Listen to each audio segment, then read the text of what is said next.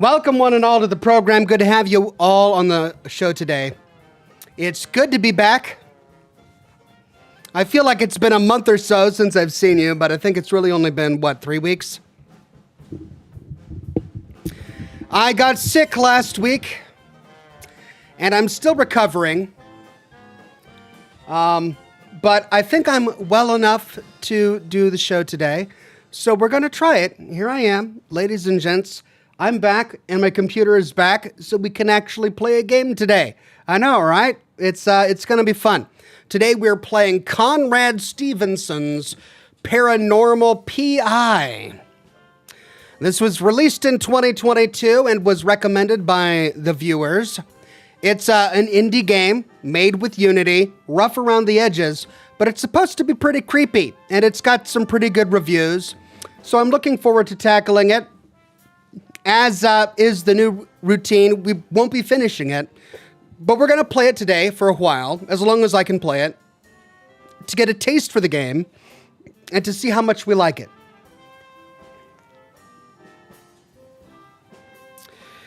It's good to see you all. We're live on Facebook, Twitch, and YouTube. Good to see Robin Woodell, Toby Noble on Facebook. I'm still G Snap. Amori Basilid on Twitch, and of course all of the regulars and the members and the Patreon supporters on YouTube today. John DeGiambaradino, The Magic Q, Steel 101, Greg Hinojos, Sergeant Sarcasm, Wade Speakerman, Andre 300, and it's Toxic Sean with the first super chat of the day. 57 months and no signs of stopping. Loved every moment. It's the best community. Thanks for all the fun, Oxhorn. Cheers, everyone. Toxic Sean, it's comments like that keep me coming back week after week. I'm so grateful for you and grateful for everyone who makes this community what it is. It's been a wild couple of weeks since you last saw me. I think I published 2 new videos on the Enclave. And I think I completed the story I wanted to tell about the Enclave for now, but we went through everything. We've now done a video on Fallout lore leading up to the creation of the Enclave before the bombs dropped. The Enclave in Appalachia. God.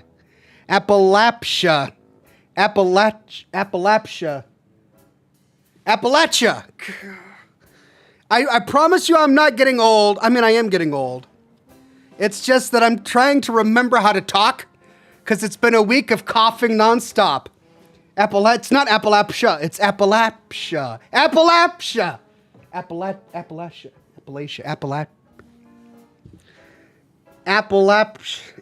It's not Appalachia. Appalachia. Whatever. The place in West Virginia, that place, Appalachia. It's not Appalachia. Appalachia.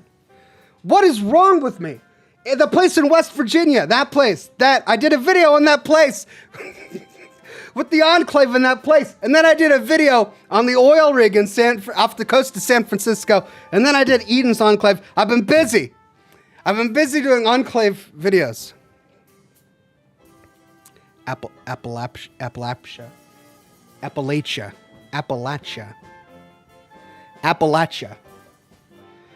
Oh, this is a word I have said so many thousands of times. I don't know what's wrong with me right now. Anyway, it's good. Appalachia. Yeah, Appalachia. I don't know why I'm putting the extra P's in there. Thank you, everybody. I appreciate all of the corrections today. I'm getting back into it, is what it is. I'm getting back into it. I got to get the fluids moving. La, la, la, la, la, you know. Seashells by the seashore. That sort of thing. Alt Grendel says, hey, Oxhorn, just got over a bad cold myself. No worries, Alt Grendel. Well, I'm glad you made it to the program. Magicant says, hope you're well, Ox. I'm well. I promise you I'm well. Hope you're well, Ox. I watch your LA Noire videos whenever it rains like it did today. Thank you, Magic Ant. Had so much fun doing my LA Noire series. What a gem of a game that was. Steel 101 says, do you need some basics from Schoolhouse Rock, buddy? Maybe I do. Tell you what, I need something to loosen the lips. Cheers. Appalachia. I got it. It's Appalachia. I don't know why I'm going Appalachia. It's Appalachia. Ugh.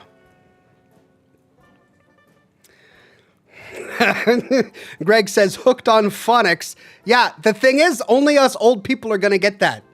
Because only us old people sat through those television commercials day in and day out for years in the 90s. Hooked on phonics worked for me. I before E, except after C. Not really. James says, have you heard of a game called Silent Hill F? I mean, I've heard of a game called Silent Hill. We played Silent Hill.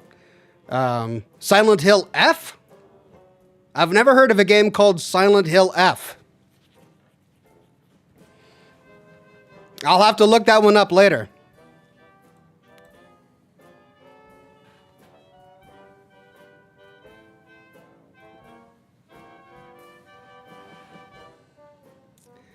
Liata says Appalachia. See, I always pronounced it Appalachia as well before Fallout 76 came out.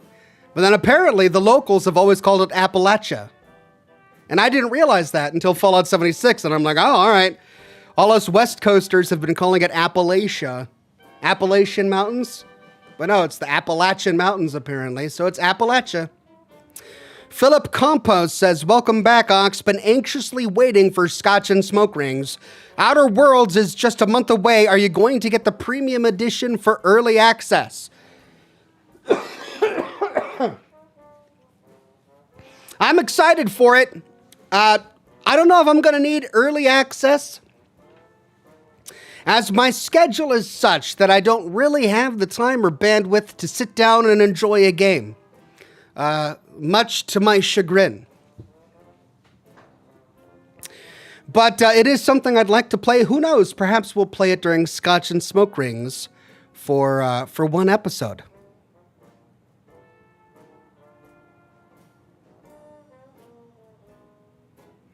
Cloud Big says, no, I'm from there. It's Appalachia. Do you double pronounce the ch?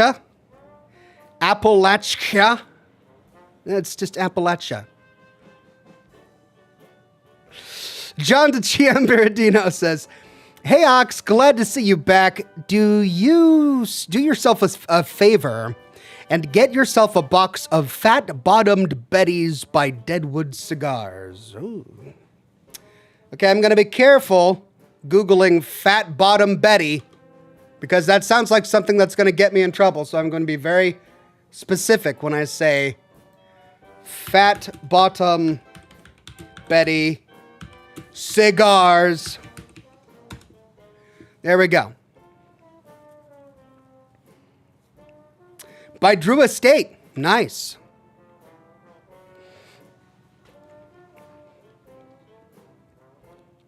Thank you, John de Giamberadino. I look forward to chomping on Fat Bottom Betty cigars.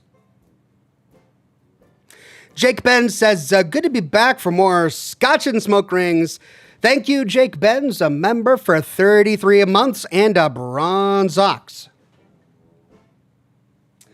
Toby Noble says, you gotta play more Outer Worlds 2 than just one episode. I don't know. What do you guys think? We played a lot of Oblivion, and that was fun. But I'm also kind of enjoying the rhythm of going through game after game after game instead of sticking with one for like half a year. I guess it'll depend on how good it is. Let me know what you think. Wade Speakerman says, hoops jumped through and T's crossed, and my brother and I have been okayed for my kidney transplant. Hopefully in the next 6 months, I'll have a new kidney. Oh, well, Wade, I didn't realize you were on a wait list for that, but congratulations that all your I's are dotted and T's crossed. hopefully within the next 6 months, you will get exactly that. Hard to Kill says, been a while since I've watched. First stream I have ever seen, and I'm excited to join. Good to be back. Cheers. Thank you, Hard to Kill. It's good to have you here. Feels good to be back as well.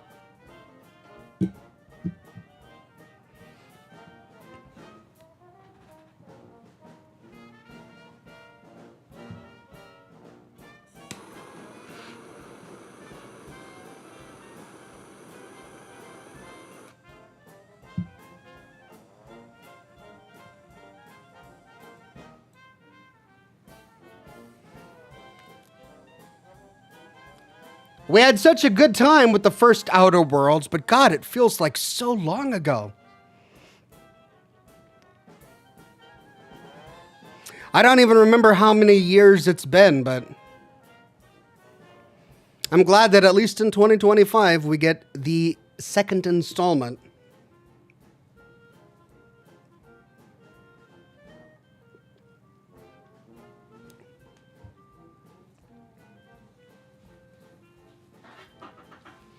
God, now you got Freddie Mercury in my head. Fat bottom girls. Make the world go round.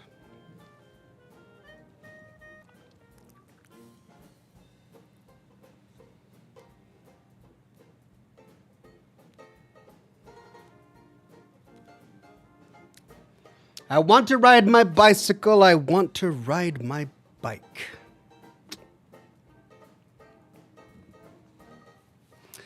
Merdin Philippe says, I take it Ox got the bug out of his gaming PC. No? So that's a whole story. Do you want to hear it? I don't think you want to hear it. It's boring.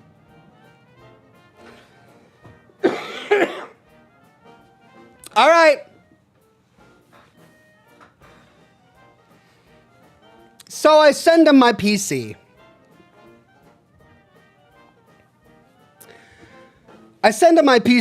I pay hundreds and hundreds of dollars for expedited shipping because it's my work computer and I need it back so I can do the show.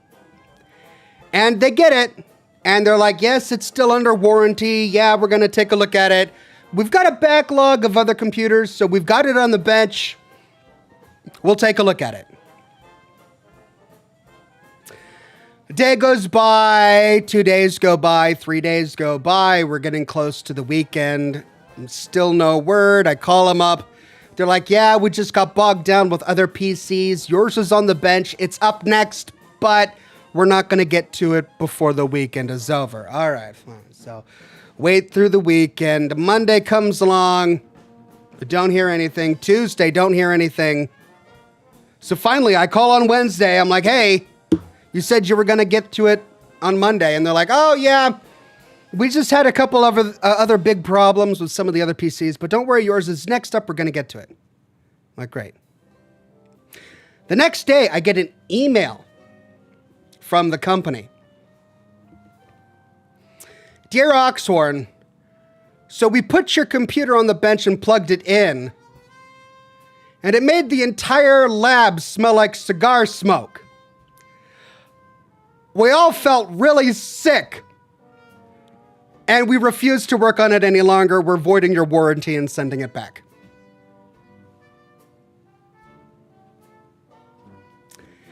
I'm pleading with them at this point. I'm like, no. Look, listen, I need this fixed.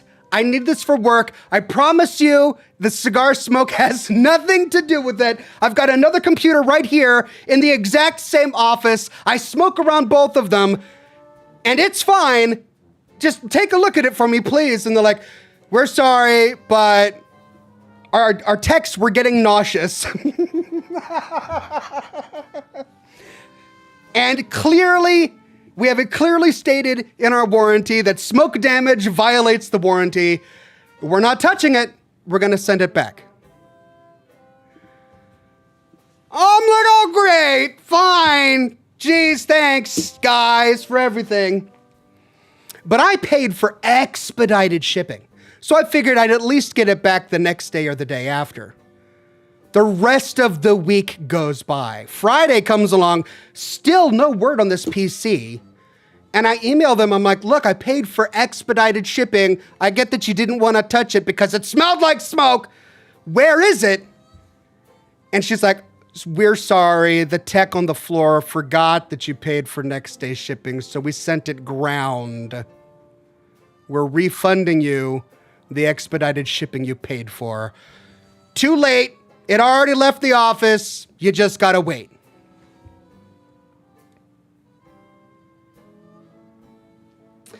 So it was like 2 weeks on the back of a truck going from, I think it was Texas, where I had to send it out, to back here to Seattle.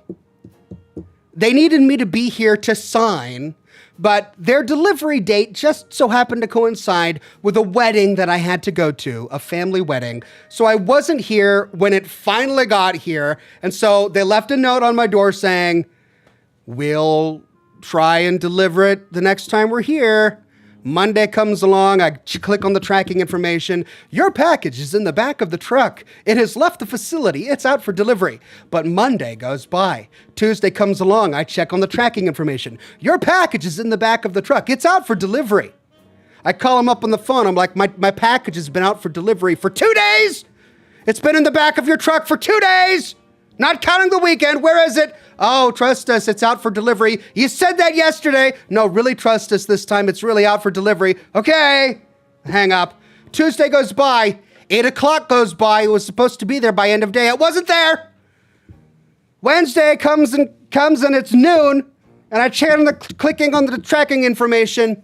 It's in the back of the truck. We know exactly where it is. It's out for delivery. It'll be there by 8 p.m. I call him again. Where is it? Don't worry, sir, it's out for delivery. You said that the last time I called. Yeah, well, this time we really mean it. Well, how do I know you really mean it? Can you please expedite it to your supervisor or something? Well, we don't really do that here, sir. Well, then what do you do? Oh. I finally got it. And it's never leaving my house again. It is never leaving my house again. Just never. I will never. But it's still broken. It's still broken. It still plays some games, but it still crashes in the middle of other games. And it's really frustrating because Fallout is one of the games that it crashes at. Like, I needed to shoot footage, and if I can get the Fallout game to load, I'm okay. If I can actually get into the world, it'll allow me to shoot footage for a while, unless I access my Pip-Boy or fast travel.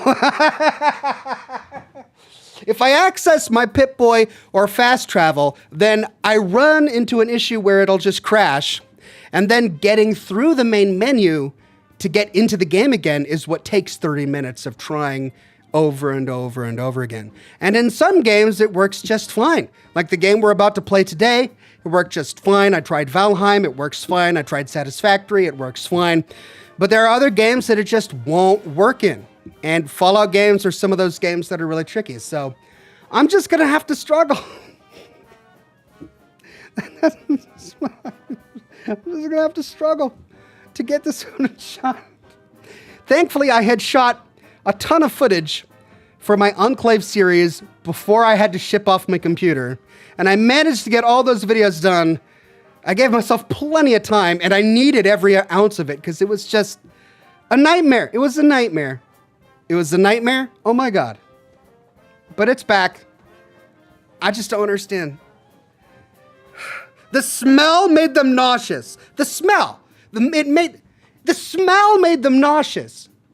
I've had people come in my office, family members, friends, they'll come and visit with me and sit down in that big chair back there, and they don't say a thing. Like, they don't suddenly go green in the face and act like they're gonna spew. What the heck kind of drama is this? They plug in my computer and it says it infects their entire lab with the cigar smell. I made their techs physically sick. They acted as if there was some sort of contagion in this thing. And they refused to work on it. Oh. It's not that bad. Like, I'm looking at it right now. Copium, I get it. You know, I read it's copium, I know. But come on, it's not that bad. It's not.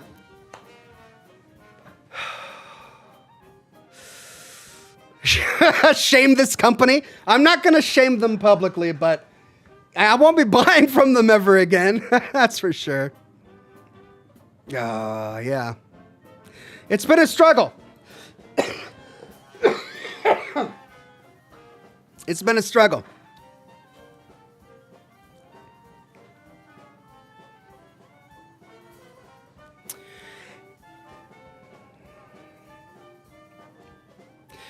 Jake Benz says, the wife hates me now because I ruined her medical dramas with my expertise. And know how, yet she married a doctor. Well, I'm sorry you ruined her medical dramas, but I can only imagine how infuriated you must be watching these dramas going, nope, that's not a real diagnosis. Nope, that's not the only symptom for that. Nope.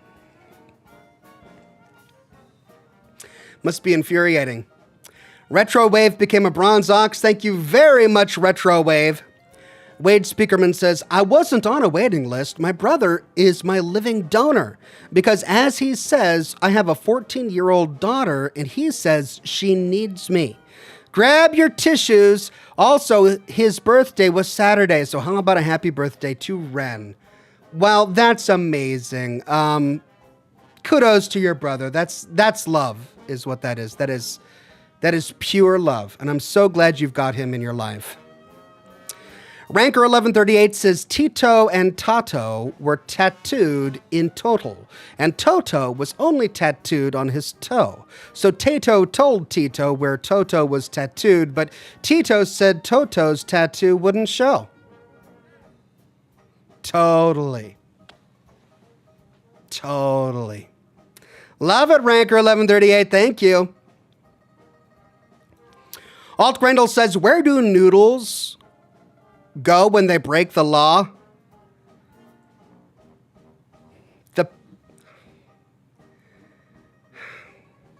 The penitentiary. Okay, what's this one? This one's going to be... Oh, did I move...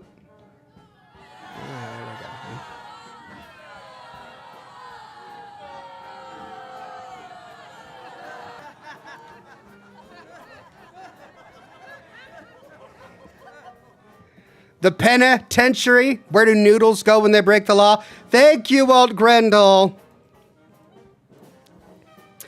The Raging Krogan says FedEx. Yes, actually. Sorry, I shouldn't name companies. Never mind, I didn't say that. I didn't say that. I've known someone who works for them, and he told me that drivers will scan the package, say it's been delivered to avoid getting in trouble. I mean, I probably shouldn't say this, but the person who finally delivered the package to me, they came up to my door and she kind of just shuffled out and she's like, Mr. Oxhorn? I'm like, yeah. She's like, I'm the one who threw your other package in the woods the other day. And she did. I went out to look for a package. I had bought my kids some school clothes from Amazon and it said it was delivered and I looked on the front door and it wasn't there.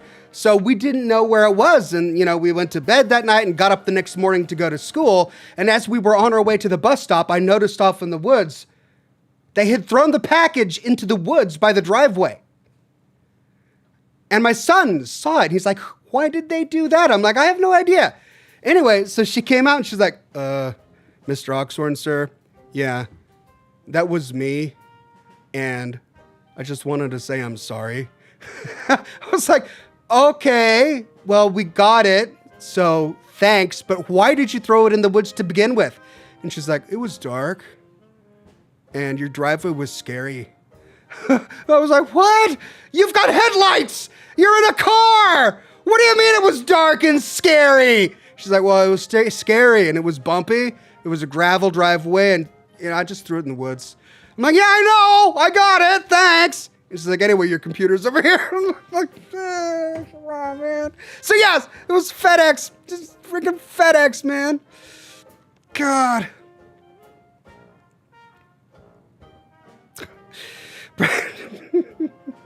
Brandon Beltfed says, I'm no tech savvy or a YouTuber, but why not just buy a new work computer? Money, man. I mean, yeah, I could probably afford to buy another computer, but I don't want to spend the money. It turns on. And sure, it costs me time struggling with all of the weird quirks, but I don't want to fork out another $4,000. Like, that's a lot of money. I don't want to do that. Okay, I'm cheap. I know, I'm cheap. But I don't want to do that. I already spent too much money shipping it to the manufacturer so they can fix it, and then they send it back 2 weeks later. Jace Cooney says, so your computer still doesn't work fully? No, it doesn't work fully. It works partially. I'm on it now. Like, I'm able to do all of this on it, so it's okay. But it's not perfect. Dwight Eisenhower says, cigar smoke smells amazing. Glad you're back. Thank you. I think so as well. Thank you, Dwight. Steel 101 says, yeah, unfortunately, we live in an area where people will make up any ridiculous weak excuse to avoid a job. It's infuriating. Yeah, I couldn't believe it. She was scared of my driveway because it was dark. Wow. I've never had that before. It was crazy. Jake Ben says, I nitpicked it to hell and back, and now I'm not allowed in the living room when she's watching them. The betrayal. What, all of those medical dramas, you nitpicked them to hell and back? Must be a nightmare to watch you through. Your poor wife.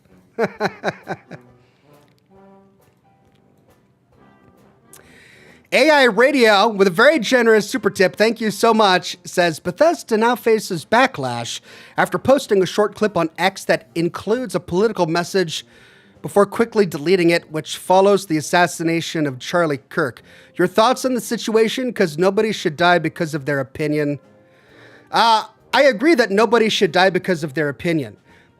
However, I think the clip you're referring to, I mean, correct me if I'm talking about a different circumstance, but from what I read in the news, they had simply uploaded a picture from Indiana Jones that said something about fighting fascists, which is kind of what Indiana Jones does, right? It's like if they would have uploaded a clip of Wolfenstein talking about fighting Nazis.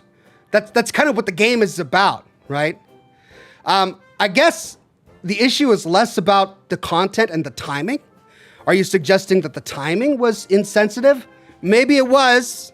I don't know. I mean, that's the game they made, and they're in the business of talking about their game on their social media platform. So it's kind of predictable that the gaming company that talks about their game on social media is going to talk about their game on social media, a game which has to deal with fighting fascists. So it didn't really strike me as all that insensitive, right? So Knightley says, I find interesting that in Fallout 4, Dr. Lee said that cold fusion was impossible in a terminal entry, and yet it was in fact possible, as we saw in the show. Yeah, I mean, I thought the exact same thing when I was watching the show, because you're right, in the Institute, there's an entire terminal where Dr. Lee and the scientists there are brainstorming, trying to come up with new ideas to work on for the Institute. And what's her name? The one that was really young and excitable. She was like, oh, what about cold fusion? And Dr. Lee's just shut it down. She's like, no, cold fusion is a pipe dream. It has never worked. It never will work. Please focus your attention on something real, yada, yada, yada. And so there was that. But then again, we have to remember that Dr. Lee might not know everything, right? She's just a character in the universe, and she was expressing her opinion on that terminal. So just because Dr. Lee thought that it was impossible for cold fusion to work, doesn't mean that in the weird nuclear world of Fallout, that cold fusion doesn't work.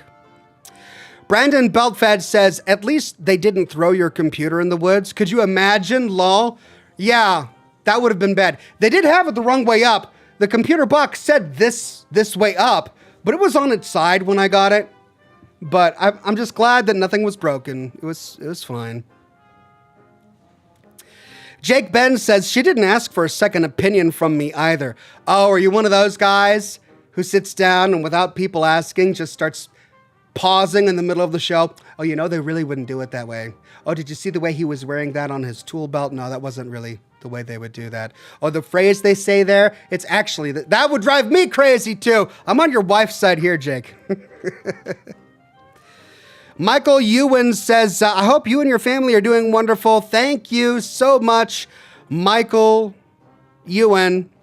We are doing very well. Hope you are as well.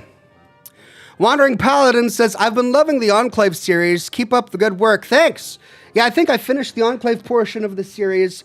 I'm working on a new video right now. It's going to be delayed for a while because I've been sick. So I've been working on it. I got some of the audio recorded, but I'm not quite there yet.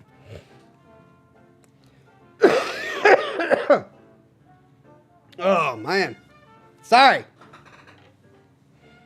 I'm getting there.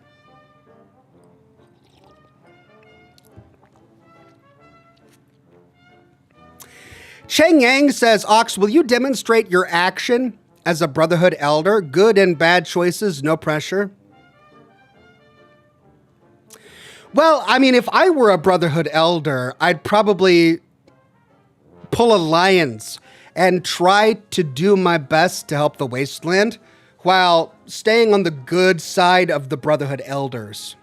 Because the thing that makes the Brotherhood powerful is all of the great resources that the Brotherhood of Steel, as an organization, can throw at a problem. And when Lyons got cut off, his life in the Wasteland became much more difficult. However, he was also right in that the greatest way to strengthen the Brotherhood is to help the people locally. By making friends and making allies, you become stronger as a faction. And if Lyons hadn't done that, he never would have gotten his hands on Project Purity. He never would have gotten Liberty Prime fixed, because it was fixed by a Wasteland scientist, Dr. Lee, whom he met because he supported Project Purity. He never would have conquered the Enclave, right? The entire reason the Brotherhood on the East Coast is as powerful as it is because Elder Lyons broke protocol and started helping people in the Wasteland. Had he never done that, he never would have gotten Liberty Prime working, and he likely never would have defeated the Enclave. So that's probably what I would try to do. Follow in the footsteps of Elder Lyons.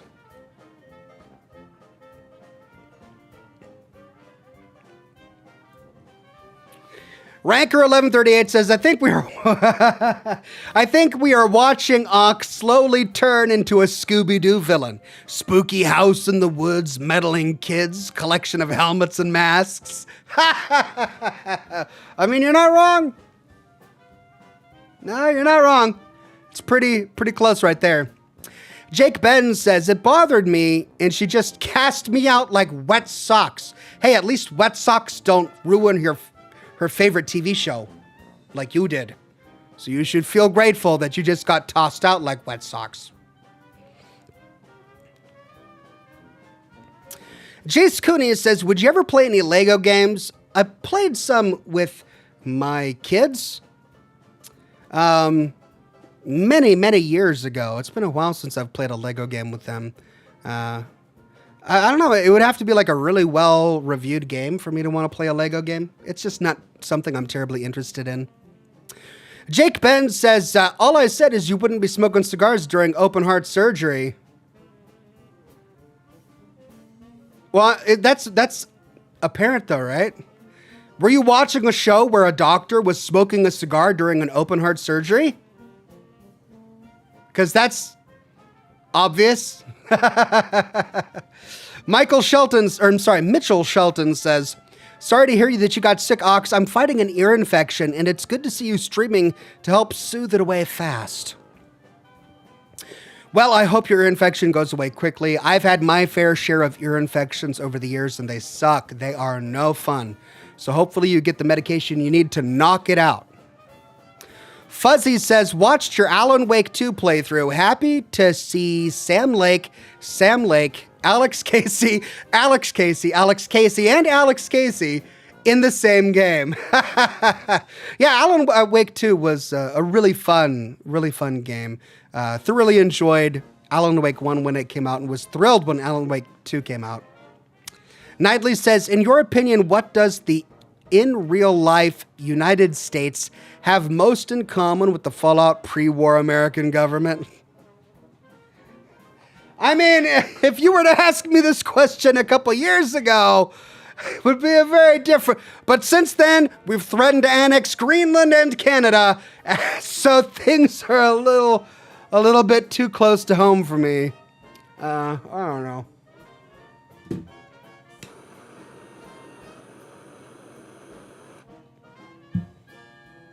I mean, it was really bizarre. Roundabouts 2020, when COVID hit, and seeing how the world and the United States reacted to COVID, and then reading up on the lore of the new plague, and then taking a look at the Fallout timeline and seeing that the new plague preceded America's research into the Pan-Immunity Virion Project and the Forced Evolutionary Virus and Power Armor. All of that technology came out of initially what was a response to the new plague. And from that came to fossil fuel shortages around the globe. And shortly thereafter, there was the invasion of China, or of Alaska by China, and then the annexation of Canada by America in response to that. It was like just all of these things starting to slightly align, and I'm like, yeah, I don't like this. No, I don't like this. I was happier when Fallout was fiction. I'll keep it as fiction, please. Don't want America actually turning out like pre-war America in the Fallout universe. Antonio says, here's the Star Wars joke to celebrate 66 months. What's the internal temperature of a town? Lukewarm. Nice. Like it. Nice. Miss ya, Ox and Oxettes. Thank you, Antonio. Jake Ben says, I can't remember what show, but now I'm not even allowed to go upstairs and be a part of poker night. What are you doing talking about medical jargon in the middle of poker night, man? You can't go upstairs and enjoy. What's your wife doing on a poker night? With the lads? Or does she have all of the friends from the office over for poker night and you're not allowed? What's going on in your house, man? Alt Grendel says, I think the Marx Brothers did that, the cigar during the surgery thing. Ah. Got you. See, you were watching the Marx Brothers.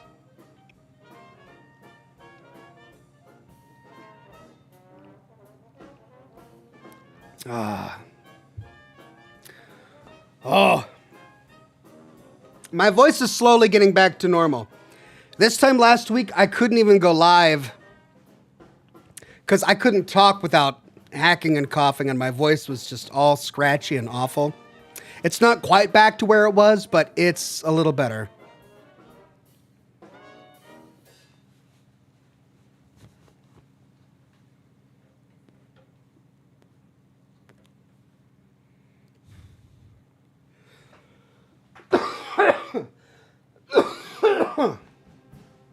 Oh my gosh. Doc Fearsome says, Oxhorn, have you ever played the game Control? Same world as Alan Wake happens between 1 and 2. Have I ever played Control? Not only have I played it, but I live streamed it here on the program. And it was such a great game. So you should check out my playlist for when I played Control. I think it was back in 2019, 2020, something like that. It was a really good game. Jace Cooney says, would you ever play a Castlevania game? I suppose so. I can't really say it's ever been something that's drawn my attention, but I'd take a look at it.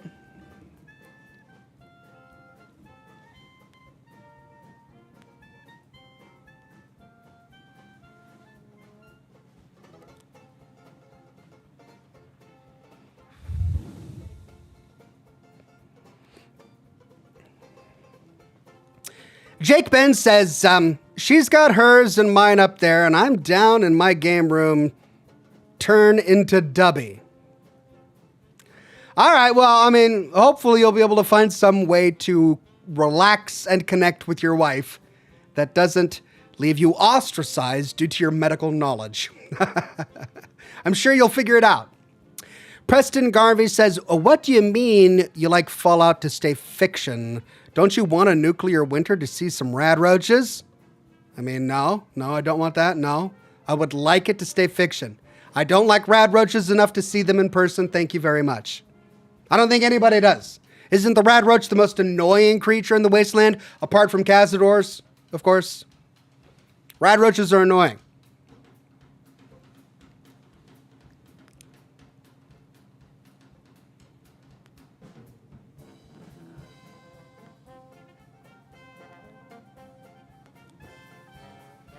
Catspaw79 says, have you burned any holes in the new mic cover yet, Ox? Yeah. I've burnt quite a few holes in the new mic cover. Probably got to get a new one here soon.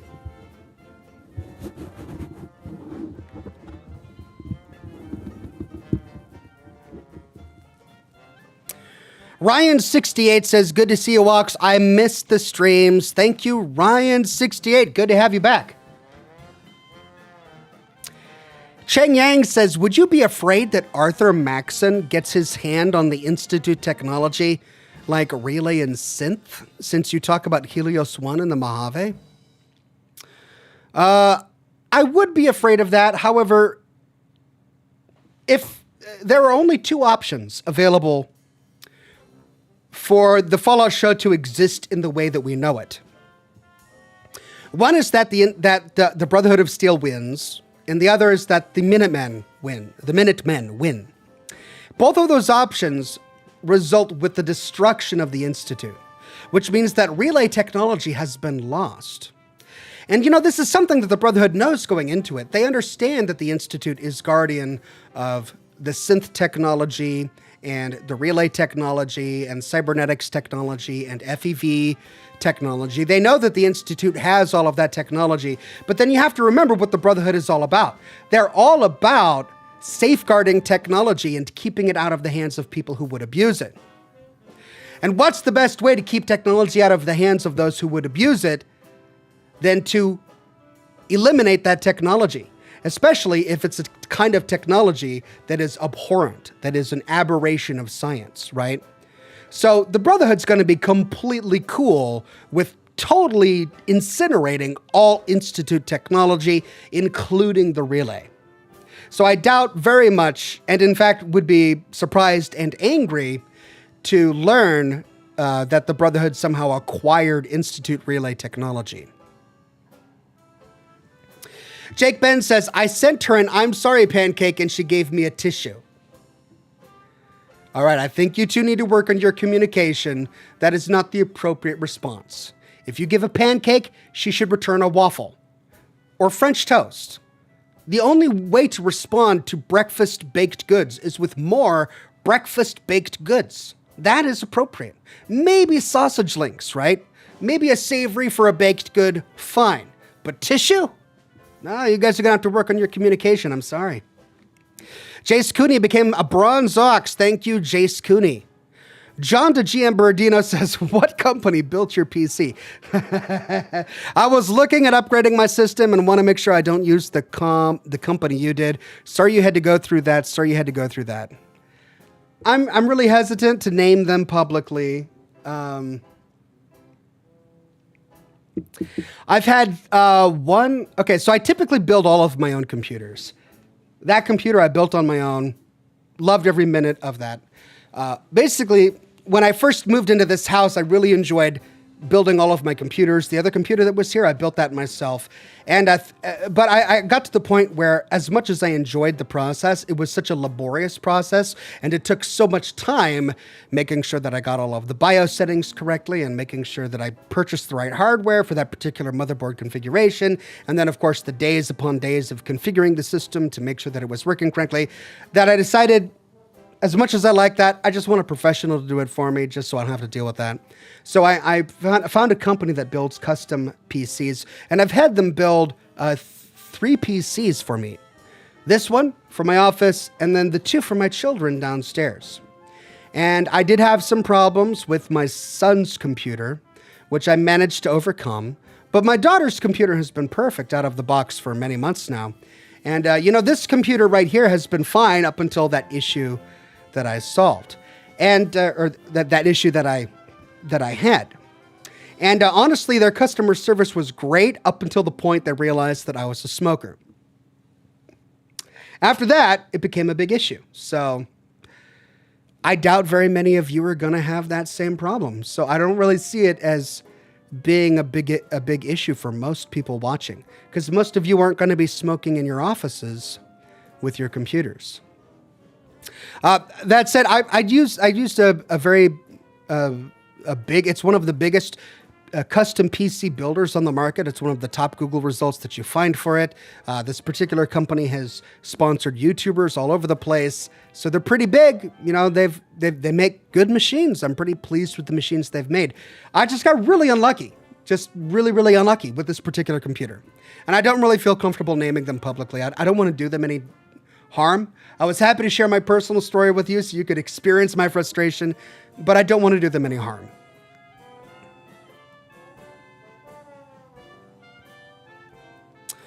Jake Ben says, it's war now, Ox.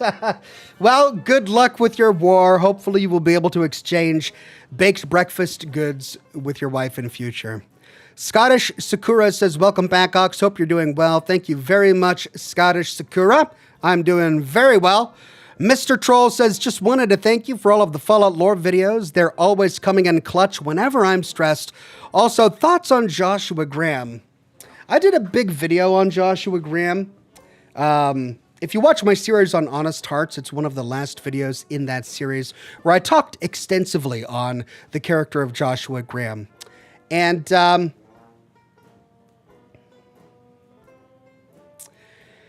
I sympathize with Joshua Graham. I think that the problem with Joshua Graham is he's using the white legs and the dead horses and the sorrows as a proxy conflict for what he had with Caesar. And he loves the sorrows. He loves the dead horses. Nathan loved the sorrows. He feels like he has to toughen up the sorrows to turn them into something that they're not, in order to turn them into a tribe that can survive the wasteland. And that's a very practical thing for him to do, but it also completely destroys the identity of the sorrows. Remember, the survivalist, the man who first loved the sorrows and mentored them and watched out for them, he loved them for their naivety. He loved them for their softness of heart.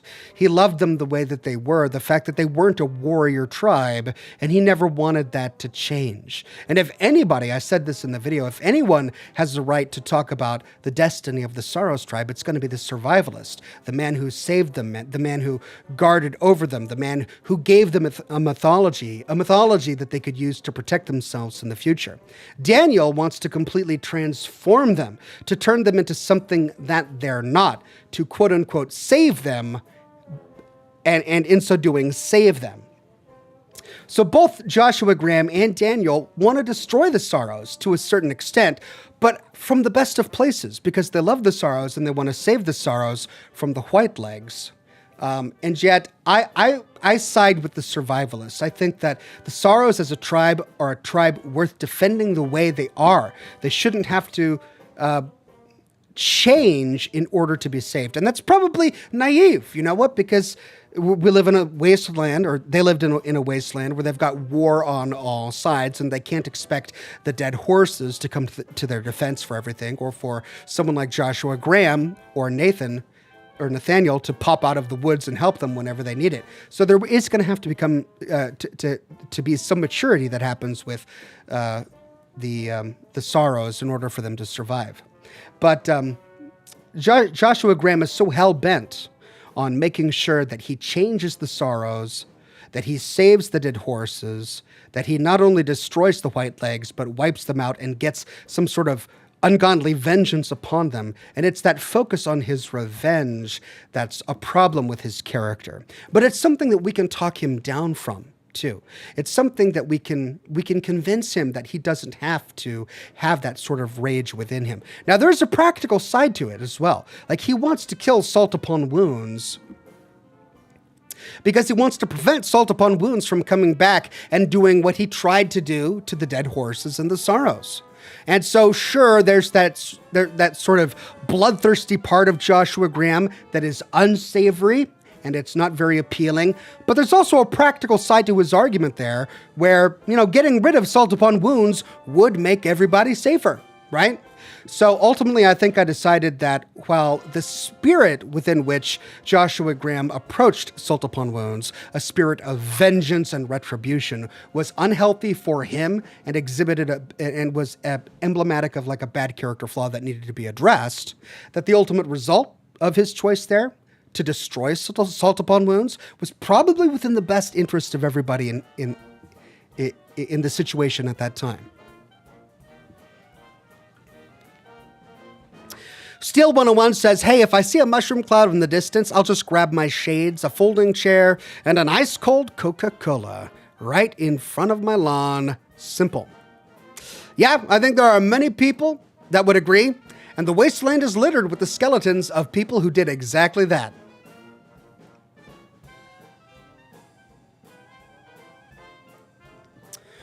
Jake Ben says, it's okay, though. I leave for a Seattle trip in November, so she'll win as usual, lol. Well, enjoy your Seattle trip in November. I hope you have a great time.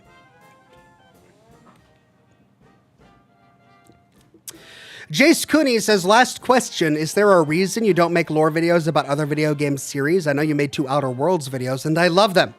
Yeah, the reason is because nobody watches them as much as people watch Fallout videos. I love making lore videos, and if I could make lore videos about every game whose lore I'm in love with, I would. But I tried that. I tried making lore about games I was passionate about, like L.A. Noire and Obra Dinn. I made a few Skyrim lore videos. I made a few Outer World lore videos. I made dozens of Starfield lore videos. And there just isn't enough demand there to justify the time.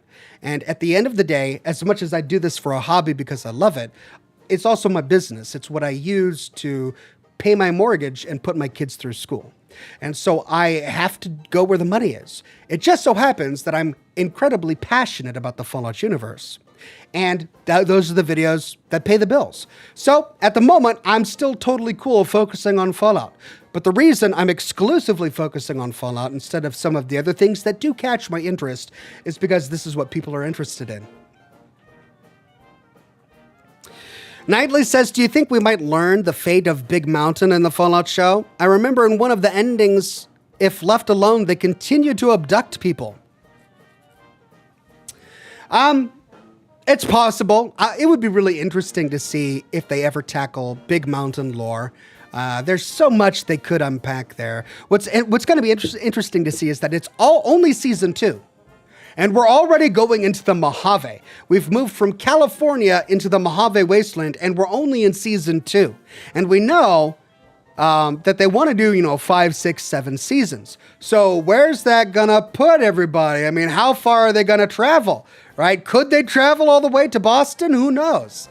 Yeah, it'd be really cool to see them go to Big Mountain.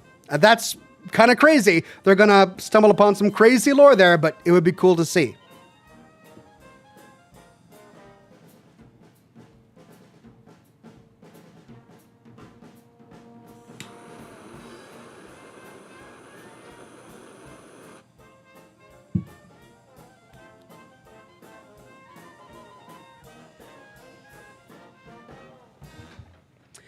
Jake Ben says it's a Freemasonry meeting that our group raised money for just last year.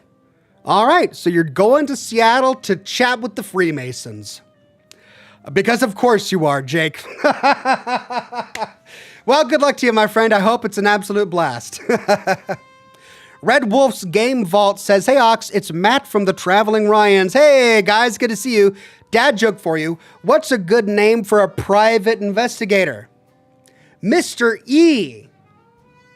Mystery.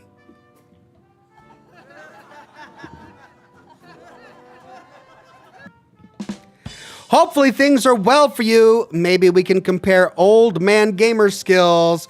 Things are going well, my friend. Things are going well. Thank you for the dad joke.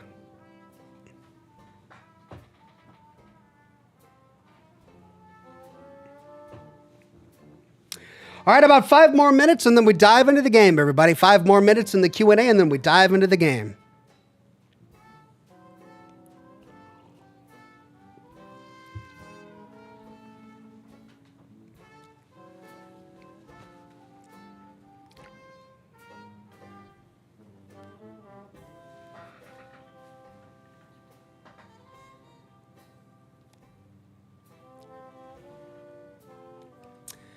Brandon Belfed says, Ox, what are we going to do? Outer Worlds 2 drops next month, and you're no longer streaming except for Scotch and Smoke Rings. My heart aches. I know. I feel the same way. I wish I could sit down and just dedicate, I don't know, 2 or 3 weeks to streaming myself playing it, but there's no money in that. I wish I could, but there's no money in it. We'll at least play it once. Maybe we'll play it more than once. Who knows? But we'll play it. Don't worry. We'll play it.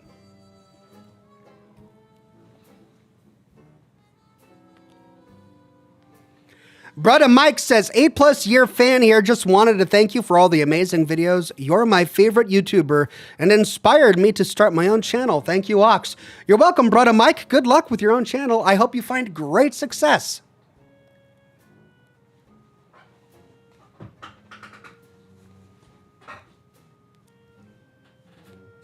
Little Timmy says, what's your predictions for the NCR and / or the Enclave going forward in the Fallout universe?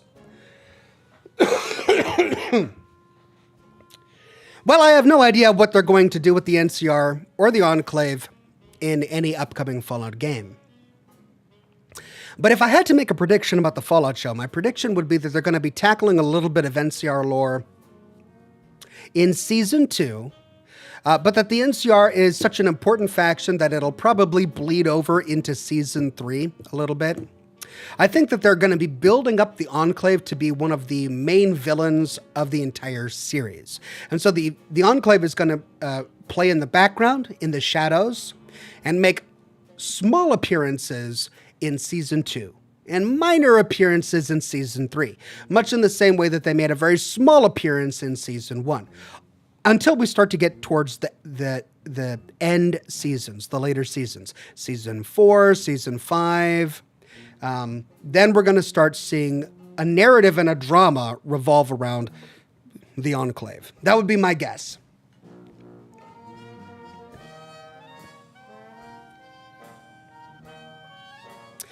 Deuteronomous says, hey, Oxman, good to see you back. May I ask how far down the game list is the RoboCop DLC?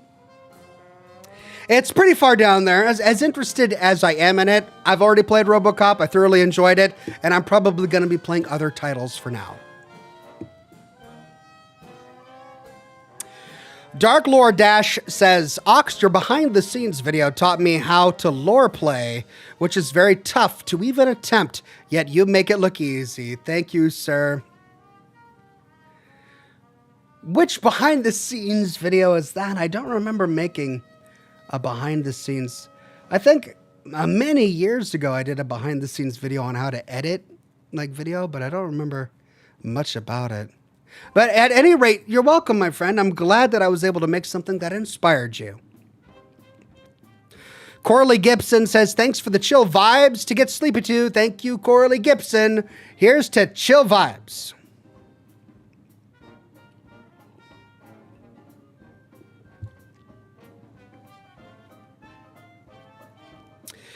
Jake Ben says, hey, I'm a Freemasonry member, sir. We've got a whole day of fishing and several community projects and events. I'm excited. Well, congratulations, my friend. I hope you have a thoroughly, fantastically fun time.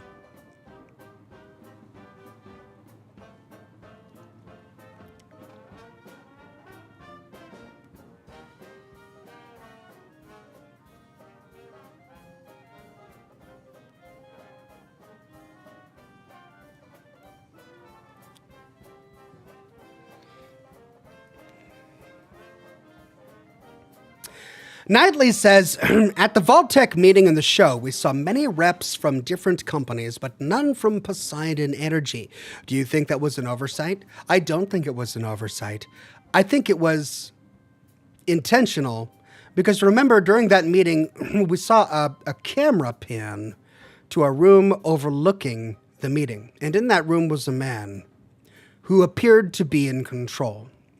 And if we know anything about Poseidon Energy lore, we know that one of the biggest companies that was involved, one of the biggest organizations that was involved with Poseidon Energy was the Enclave. A lot of their technology went to the Enclave. The Enclave itself, as an organization, became the heirs of Poseidon Energy, gaining access to all of their oil rigs, all of their labs, all of their refineries, all of their technology. They turned PoseidoNet into EnclaveNet. So Poseidon Energy before the war was essentially the Enclave. And who was the dark silhouette that we saw at the end of season 1, overlooking the meeting at Vault-Tec? Probably the Enclave. So yeah, I bet they were there. They just didn't tell us they were there. Red Wolf's Game Vault says, I have a little more respect for the work you do on your videos. I started posting some playthroughs, and the editing alone drives me crazy. The editing can take a lot of time. It can be pretty tedious, but it's also a rewarding process if you enjoy the challenge of editing something to your vision. Right, you'll get an idea of how you want a story to be told, and you know it needs to be edited a certain way. And at some point, the challenge of editing a story so that it says what you want it to say itself becomes a creative process, which can be rewarding in its own way. Steel 101 says, what do you call a sheep that can sing and dance? Lady Bah Bah. Oh, man, I don't know if that one deserved. Maybe we should have gotten a Lady Baba. All right, thank you, Steel 101. Cliff Sains says, grateful for you and your content, Ox. Cheers. Thank you, Cliff Sains. John M says, is the PC back up and running tonight? You missed the story. So the short answer is yes. Yes. We'll say yes. Why not? Brother Mike says, do you think Yes Man's personality upgrade could just be Mr. House mind backup? We know he can do it like his personal robot girls pre-war. Well, we don't know. We don't know if he can back up a human mind. That never happened in Fallout New Vegas. Like the girls that he made, his personal girls, we don't know that Marilyn and the other personal girls that were in the Securitron bodies were real people. I don't think they ever explicitly said that those were real people before the war whose minds were captured by Robert House and put in Securitron bodies. I always got the impression that they were just AI people like Victor. Victor wasn't a real person. He was a program, right? And I just got the impression that Marilyn and the other one, Janet, that they were just robots as well. That said, I mean, it's always technically within the realm of possibility that he created a capture of his mind before dying, if he died, and that snapshot of his mind could be replicated across different computers. So who knows? Six Paper Joints says, spooky stream tonight. Hell yeah, here's some coin. Thanks, Six Paper Joints. Amras says, hey, it's Zarteth just dropping in to say hi. Good to see a familiar face. Thank you, Zarteth.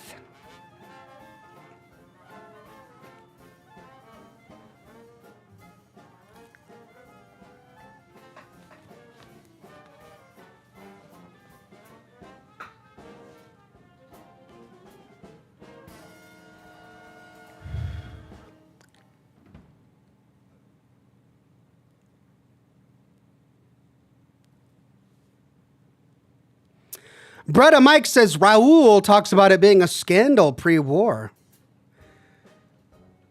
Really? I'll have to look into that again. I do think I remember hearing about that from Raul.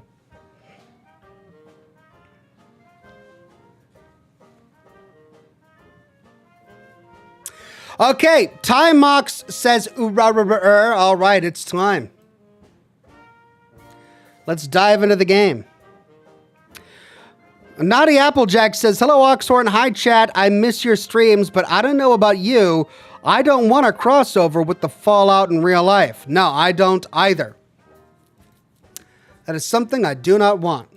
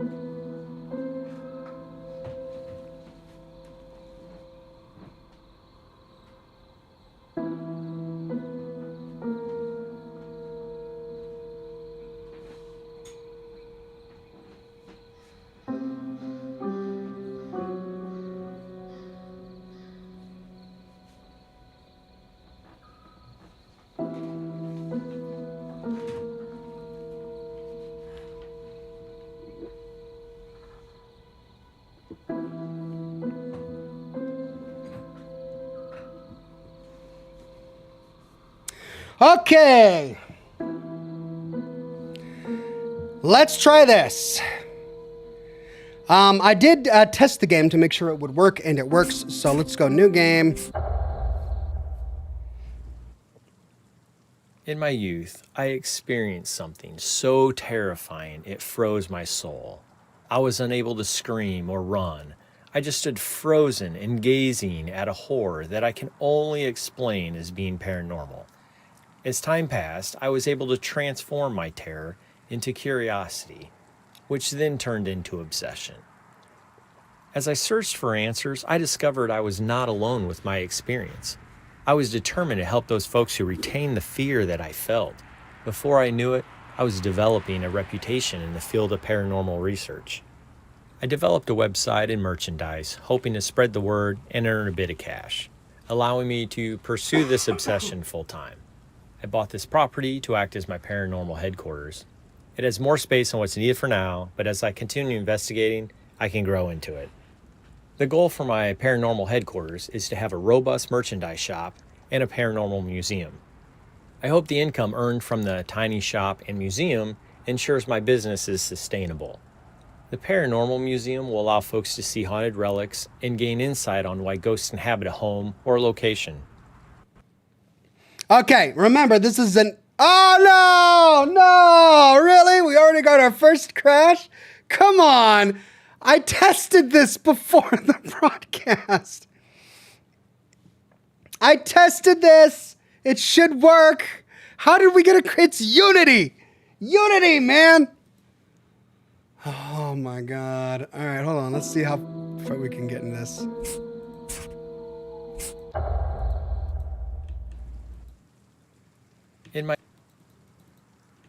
Okay. There we are. Okay, so remember, this is an indie game, so, you know, they didn't have a lot of budget for top-of-the-line voice actors, so we can't expect the best voice acting. But we get the plot, right? He created a company, an organization. Here we go, interactions. When you approach an object, you're in the hand icon. Okay, interact with an object. Okay.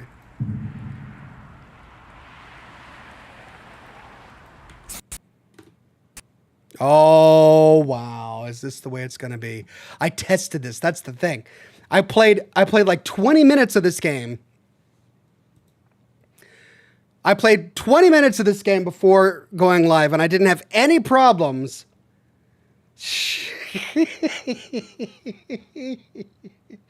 At some point, I might just have to buy a new computer. Maybe I just gotta buy a new freaking computer, man.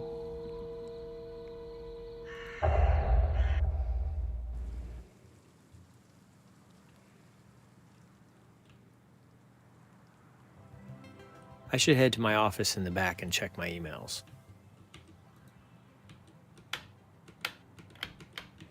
Okay, F to interact. All right, I got to go to the office in the back to check emails. Let's look around here. All right, Paranormal PI. That's the museum. World news. Merchandise. All right, looking good. Museum hours, 11 a.m. to 5 p.m. Saturday and Monday closed. Kiwi Tracer says, "Hey Ox, good to see your face. Have you looked at the Dying Light franchise? Another post-apocalyptic realm that combines free running / parkour and zombies. Your thoughts? I haven't looked into it, but I'll have to add it to my list. Dying Light. Oh wait, I do remember Dying Light. Okay, I actually think I purchased the first Dying Light and tried to play it, and it wasn't really my cup of tea. But perhaps I'll take a look at it again sometime." Preston Garvey says, "It knows you're streaming." Yeah. Yeah, that's the thing. It knows I'm finally live on camera. So. Spirit, turn on some music. Okay. No. Spirit, turn off the music. Alrighty. There you go. Yeah, I don't need to get demonetized with some stock music that they bought. So there's no Alexa, there's Spirit. All right, there's the computer. I can't interact with it. All right, let's go to the back. I should go to my office, he said. Okay, so this is the Paranormal Museum. Ancient warrior, this representation of the Atlantean figures is but a fraction of the actual size. The actual statues stand over 15 feet tall, are carved from various stones, and would have been an incredible undertaking for a skilled sculptor. The site where they reside is said to have cosmic powers due to their acute astrological alignment. Although the statue before you is just a small replica, it allegedly still gives those who touch it protection from evil and grants spiritual strength. So please, reach over and touch. Oh, I can't touch. Oh, I can't touch it. The one museum that actually tells me to touch the exhibits, and I can't touch it. Book of Corpses. Wow. Other games have Book of the Dead, but no, this game's got the Book of Corpses. This ancient book was discovered during a sewer excavation near St. Joseph Cathedral in the historical district of New Eidolon. The contents of the red leather-bound book are handwritten in Latin and have a poetic format. Experts determined that the book catalogs how to interact with the dead in various scenarios. I mean, yeah, Latin is a dead language, but it's read by lots of people. I mean, experts wouldn't have to take long to decipher Latin of all languages. For example, stanza 134 describes how to interact with a supernatural gatekeeper. "O thou gates!" It reads in King James English instead of Latin. "O thou gates, who preserveth the conversion of realms for thy lords, I knoweth thy name. Give me leave to commune thy gates." It's an indie game. I'm not gonna get all stuck on this sort of stuff. Discarded cloak. It's a discarded cloak in a museum. Okay. This cloak was donated by a local paranormal research society. The team found this cloak snagged on a fence post within the North Cemetery, adjacent to the Fellowship of the Congregational Church of New Eidolon. Wow. We found this cloak on a fence post outside, and we think it's perfect for your museum. Originally thought to be a hoax, it's a hoax cloak, until scientific testing determined the cloth to be manufactured between 1835 and 1852. Since testing, several assumptions about the cloak's origins have surfaced. The popular speculation is that this belonged to John Ulrich, who was a grave robber in the mid-1800s. It is believed that his spirit still haunts the cemetery. Okay. Well, they did like carbon dating on the cloak, and it came out to 1835 from the carbon dating. Local skulls. Most of the skulls in this case are real skulls found during paranormal investigations. Demonic cults were on the rise in the early 1980s. Yeah, that was the Satan scare during the 1980s. I remember that. Skulls, along with other animal parts, were often used in rituals to summon demonic entities. It is believed that the summoned entity would bestow the summoner with specific powers. Most demonologists perceive the risk of becoming demonically possessed as a more likely scenario than receiving mystical powers. Demonologists, man, look at these demon skulls that are totally not like cow skulls or sheep skulls. No, these are like demon skulls. Oh, look, that one even has a flute in its eye. Can I crouch? I can't. That's real?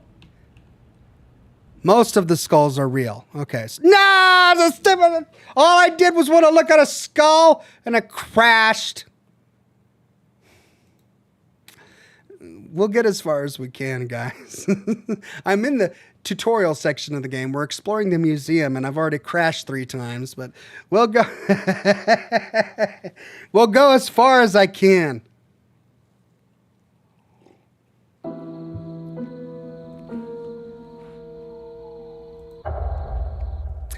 It's not the game. It's me. It's got to be my cursed computer that is so smoky, people refuse to work on it. It's cursed with smoke. Okay, let's see. What's this? Dull mirror. Attics and crawl spaces are among some of the greatest locations to find antiques, valuable collectibles, and the occasional possessed object. One such case is the opaque mirror placed before you, surrounded by the smoothest of gold craftsmanship. You will be disappointed if you're expecting to see a reflection. Ah! No,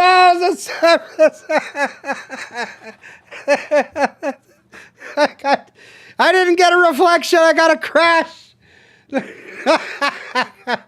Could it be a heat problem, says Paul? No, I'm running cool. It's like 60 degrees centigrade or something like that. No, it's 30 degrees centigrade.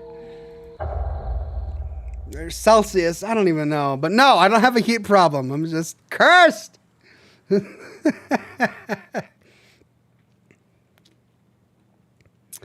Time has removed its sole ability.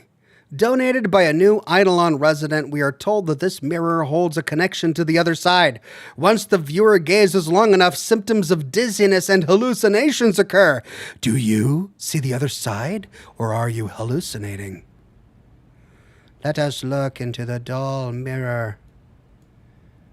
Do you see? Do you see? Is it turning blue? Oh, is it changing color? Wait, it is changing color. Ah! No! I swear.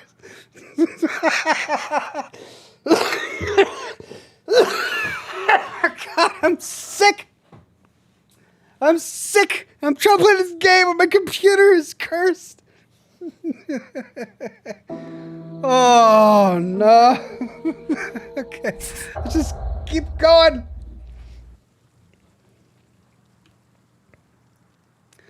Philip J. Fry says maybe your drivers are outdated. No, man, they're not. It's not the drivers. All right, here we go. I've lived here my whole life, but I still like to look at the map before heading to an investigation. Oh, okay. Look at the map before heading to an I investigation. at least need my flashlight before I take off to investigate. Oh, I need to get a flashlight. Flashlight first. Right, let's find a flashlight. I'm not going to look in that mirror anymore because it keeps crashing me. Hey, here's my desk. Well, there's my phone. I can't get my phone. Hey, computer. Okay, cool. Inbox. Before Conrad can visit a location, he must be first invited there. You will need to check your email regularly to see if you have new invitations. While reading an email, use your mouse or controller to hover over key points of the email and add them to your notes. Selecting clues to focus on is critical to having a successful investigation. Without properly focusing on specific clues, you may not be able to acquire proper evidence. You can view your notes while operating the PC by selecting the Notes tab.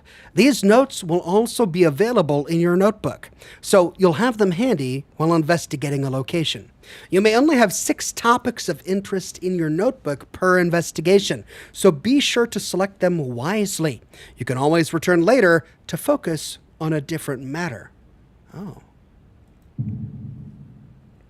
So these are my notes. Okay. Inbox. Tammy Wentz. Dear Conrad, my family and I moved into our dream home on Evergreen Lane about a year ago. It's an old farmhouse without the rest of the farm property. The home has been renovated many times over the years, so it has a fresh and inviting feel. Unfortunately, however, my husband and I are convinced the home is haunted. I believe I was the first to experience anything supernatural. I began hearing odd sounds like footsteps coming from upstairs. Okay, we can add that to our notes. While I was home alone on the main floor, my husband would tell me I was just hearing things until he had an experience himself. He was in the garage a few months back and swears to have seen a man of average build suddenly appear. At first, he thought someone had broken into the garage, but when he made eye contact with him, he made a violent choking sound and vanished. Since then, my husband has been more sympathetic to my concerns. Yeah, I'd guess. Recently, we've started catching glimpses of a shadow moving out of the corner of our eyes. Once immediately after seeing the shadow, I heard a sinister, disembodied voice. Our youngest children, who share a room, state that they have an imaginary friend who is a child about their age. Initially, we thought this was just imaginative play, but as we're experiencing these oddities, I'm fearful that they are all connected. We have also experienced kitchen items being thrown about. Oh, it's not... Oh, okay. Oh, that's right. I can only have 6. Naughty Applejack says, here's $5 for your new PC. It's all I can spend. Thank you, Naughty Applejack. I appreciate it. Okay, which of these do I think are not essential? Disembodied voice, a shadow, choking. Man of average build seems important. Footsteps coming from upstairs. I'll keep these for now. I'm fearful that they are connected.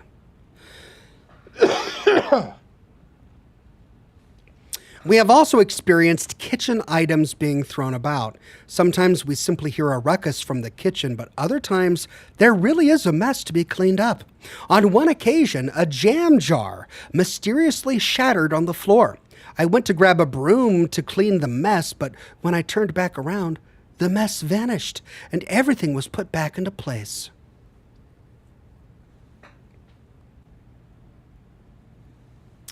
Let's add this one. I think that's going to be important.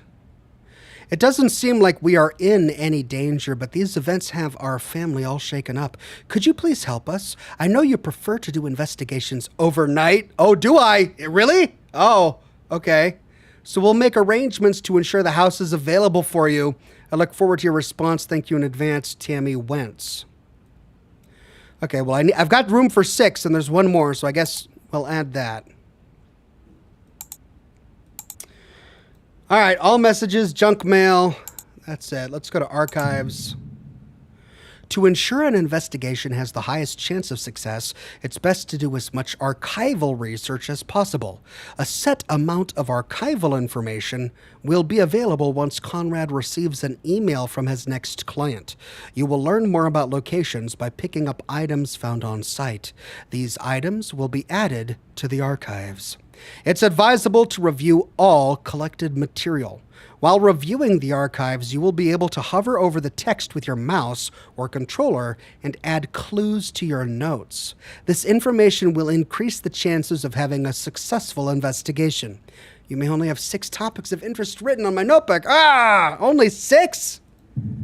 Crap. Okay, let's get rid of footsteps. Let's go over here. Let's get rid of footsteps.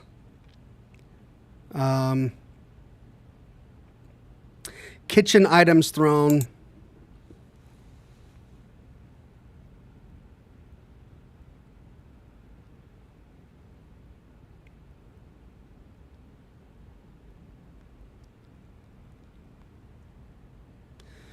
I don't know. I think the appearance of a man, the appearance of a young child, the choking sounds are all important. Let's get rid of the mess vanished. All right, let's go to archives, Evergreen. What have we got? New Eidolon property history, Black Ridge Woods, Evergreen Lane.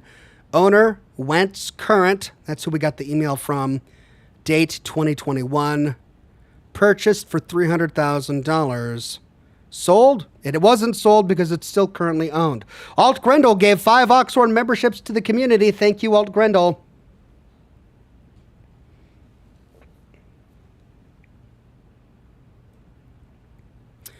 Oh dear, this is a lot of clues. Okay.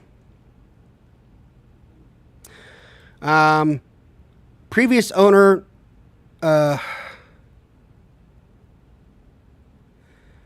Horton, purchased in 2014 for $260, sold in 2021 for $300. Braun, purchased in 2012 for $240, sold in 2014 for $260. Martin, purchased in 2008 for $208, sold in 2012 for $240. I mean, some ghost house, it keeps appreciating in value. Kramer, purchased in 2001 for $205,000, defaulted. Okay, that's interesting. So Kramer defaulted in 2005. Purchased by Bennett in 1983 for $135, sold in 2001 for $2,005. Okay, let's see. Owner, First Bank of New Eidolon. Occupant, Steve and Angie Bennett. So that's the first owner in 1983. Occupant, Bennett Contracting. So he ran a contracting business out of the house.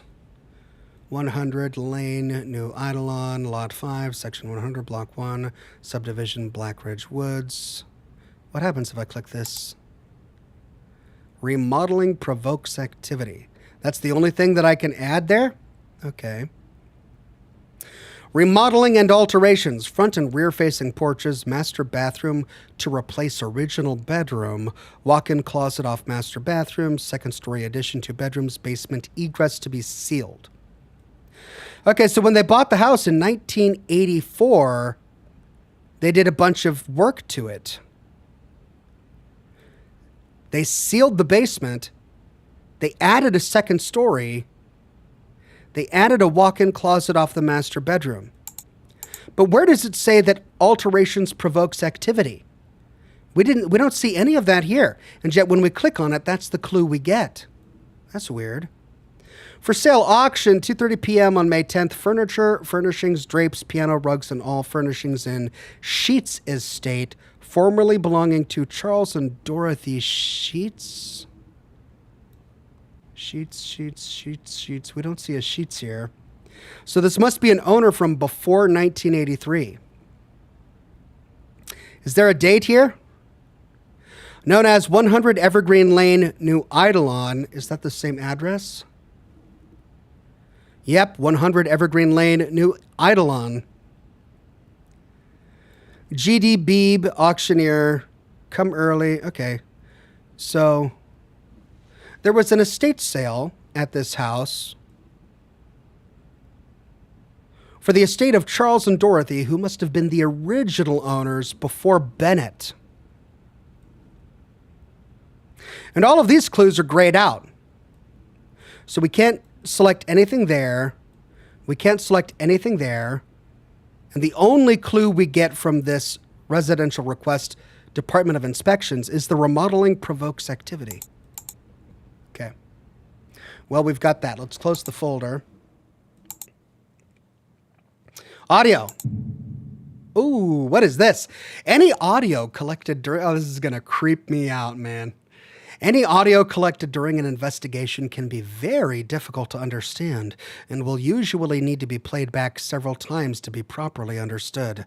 The audio player will allow you to replay any audio collected on an investigation. You can select which track you wish to hear a few ways. The next buttons will allow you to skip to the next or previous track, depending on what you select. The location selection buttons allow you to navigate audio tracks by location.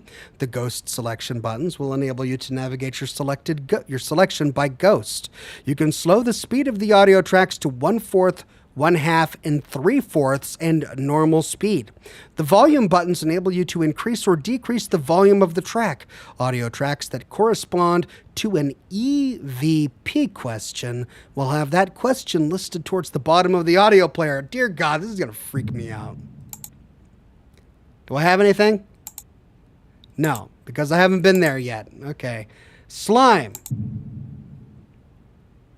Slime, supernatural logistics for investigative mechanisms and equipment, is the main ghost investigation equipment warehouse located within New Eidolon. Your XP is transferred into credits, which you will use to purchase equipment. The items within Slime are organized into categories.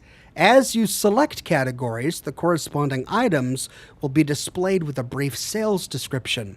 Upon purchasing an item, it will only show up in the office after you return from an investigation. It'll be available in your truck immediately. Okay. So a shop. Okay. I've got 0 credits, so I can't buy any of these flashlights. No, I own this one, incandescent flashlight. All right, lots of other cool things here. Laser pen. Ooh, milligauss meter. Originally developed to evaluate electromagnetic field strength in homes, businesses, and any other recreational areas of concern due to the health risk associated with EMF exposure. This device is a cost-effective solution for finding elevated EMF levels. This is a top seller. Okay, but I own that. Well, I don't have that. Well, I guess we'll learn more about that after we get back from our first mission. Wiki. The Wiki is a vast repository of information that will provide insight into many different topics pertaining to ghost hunting in New Eidolon. This repository is divided into different categories: home, locations, spirit guide, demonology, and tutorials. The information within the Wiki cannot be modified by the player and is intended to expand on the lore and history of the game's world. Additionally, you're able to take notes on certain areas of the Wiki. You may only have 6 topics of interest written in your notebook per investigation, so be sure to select them wisely. You can always return later to focus on a different matter. The homepage is the Wiki welcome page and will have any new information that New Eidolon paranormal investigators may find interesting. Locations will have historical information about key areas within the property. You may be able to take notes on these areas. Collecting this information will increase your chances of having a successful investigation. The spirit guide describes each type of spirit that can be encountered. Each type of spirit has specific qualities and evidence that can be collected from them. Demonology is the study of demons or beliefs about demons and their hierarchy. This section defines demons and their history. Tutorials outline the entirety of the paranormal investigation process and how to be successful in your business. Jana King says, hey, Ox, you missed my previous post, so here it is. I missed y'all. I hope y'all are doing well. I'm currently on book 46 of my reading challenge. Thanks, Gianna. Sorry to miss your previous super chats, and congratulations. 46 books is a huge achievement. All right, let's go to the wiki. Welcome to the new Eidolon wiki, new Eidolon news. Okay, let's try Spirit Guide. Oh, we got lots of different spirits here. Residual ghosts. Residual ghosts are common spirits who act out the same event over and over, unaware of their surroundings. Paranormal investigators are under the impression that these memories are tied to specific events of the spirit's previous life. For unknown reasons, these memories have been imprinted into the world and replay at unpredictable moments. Because these spirits are unaware of the world around them, experts believe that they cannot intelligently interact with their environment. This may be why unexplainable sounds are usually heard during hauntings and EVPs can never be obtained. Most haunted locations seem to be inhabited by residual ghosts. Investigators have frequently noted cold spots while investigating this ghost type, and changes in electromagnetic fields also seem to occur moments prior to manifestations. Once the spirit's attachment item has been found and identified, investigators have claimed to use mugwort smudges to release the spirit. These testimonials often consist of acknowledging the spirit's presence and following orbs of light at a respectable distance while smudging the area.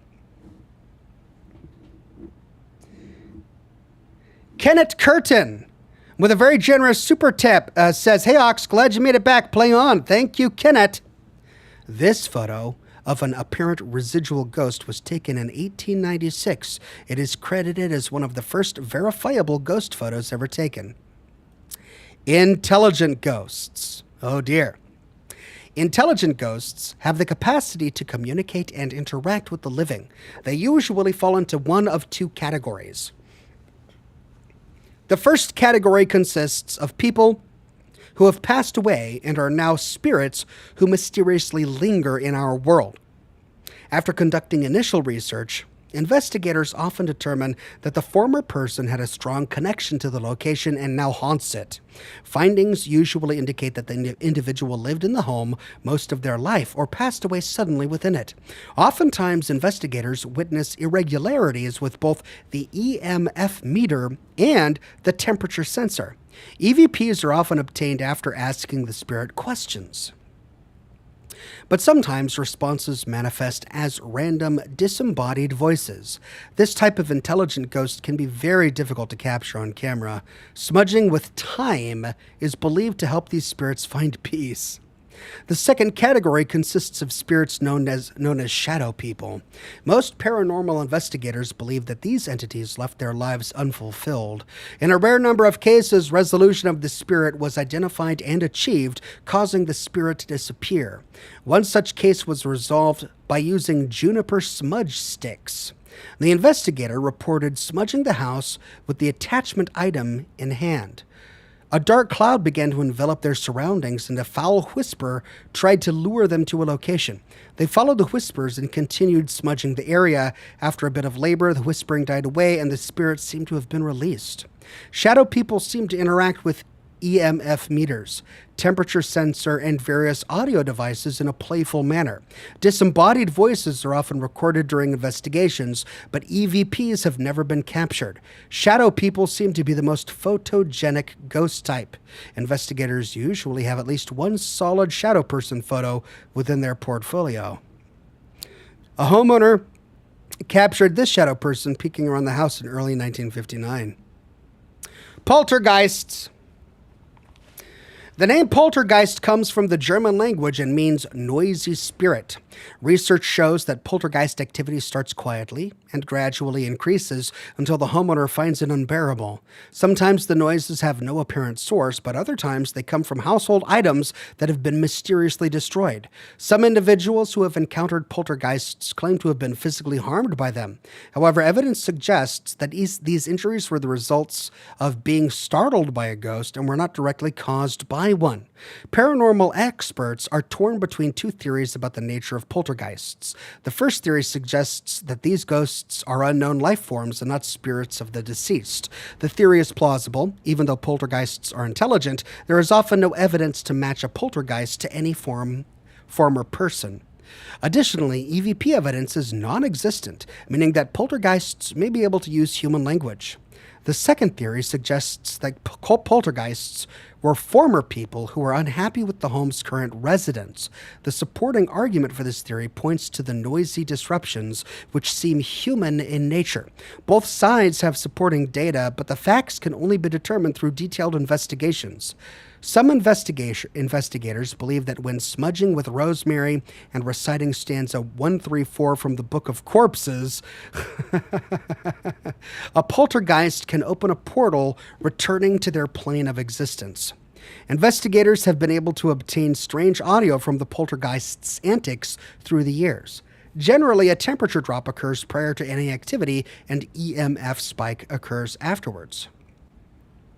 Children's toys are seen floating around in the air, allegedly under the control of the poltergeist. This photograph was taken midsummer of 1982. Demons.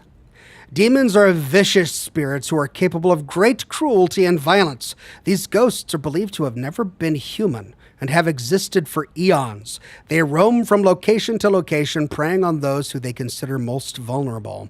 Research indicates that demons feed on the fear and pain of others, causing victims intense psychological distress. Usually, the troubled homeowner observes negative changes from a member of their household, as if the demon has inhabited both the house and the individual. After an investigation is complete, it is often concluded that this individual has been possessed.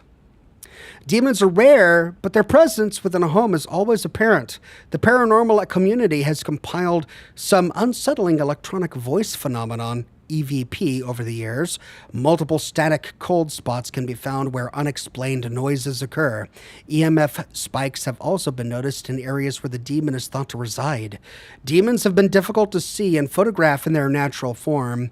When manifesting, they often take the form of something more innocent and less terrifying, such as a child. When a demonic entity has been determined to haunt a location, spiritual leaders of the homeowner's choice may get involved in an effort to cleanse the home and expunge the demon. Only the most seasoned paranormal investigators will attempt to exorcise a demon without the aid of a spiritual leader. This photograph was taken in December of 1973. Priests perform an exorcism of a young girl supposedly possessed. Wow. Well, that's the Spirit's Guide. What about demonology? Dear God. And then this is tutorials. All right, well, we got to get the lore. Amongst many religions and beliefs, there is a story of end times. These shared stories attribute the catastrophes of the world to be brought on by the people of the world. However, the major force of this world's destruction is far greater than mere humanity. The evil that lurks and manipulates these events is said to be a hierarchy of demons. At the very top of this echelon are powerful deities summoned from godly seals to rule part of the world. They are the four horsemen. The demons that invade our world are of a lesser power, since the aforementioned greater demons have no time for small pursuits. The horsemen send their cohorts to disturb the ethereal plane and try to gain a foothold into our physical plane of existence. Wait, the four horsemen were the four horsemen of the apocalypse. They were angels. They were angels of heaven that were judging the world by unleashing vials of apocalyptic pestilence, for example, and death upon the world. They weren't demons, they were angels. It was part of God's punishment of the world. But okay, they're demons in this game. Most demons are deeply rooted in their own plane and portray attributes that display their power of origin and show allegiance to their supreme deity. Additionally, investigators have not been able to specifically identify how these demons are able to invade our plane. White Horse of Conquest. He is envisioned as a noble adorned with a crown of the purest gold and brandishing a silver bow. He traverses outstretched lands, seeking the rulers of the world to corrupt them by exploiting their greatest desires. By inducing considerable mistrust among the people, he invokes overwhelming panic and madness, coercing the affected to overthrow their kingdoms into collapse. Lesser demons, water. Okay, red horse, war. Okay, so we know that a white horse is leading a band of water demons. A red horse is leading a band of fire demons. A timeless soldier with a taste for blood and chaos, he seeks to feed on the stress and anger built through the souls of the physical plane. The strength of his being is inflamed by quarrels and great wars, all of which he enticed, while never falling to another warrior. His mighty great sword is ever covered in the blood of many battles. Black horse of famine, his minions are earth demons. A peddler of medicine who heals no one, his scales of gluttony balance those which to indulge in abundance and shun the need of others in despair. Hope is bled from the world when he drains their sins dry to bolster his own power. Moreover, he embraces worship from his followers at their own cost, a blood sacrifice.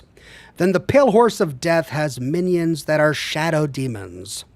Death incarnate, an omen of the finite, she ventures abroad, seeking the old and dying, increasing the ominous cloud left in the wake of greater loss.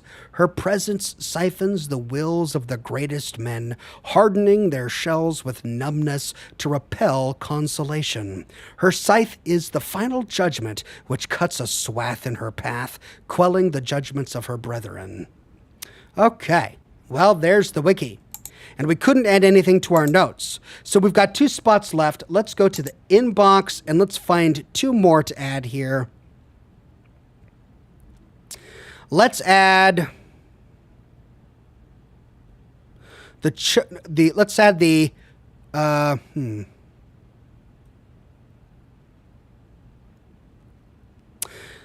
everything is put back into place, and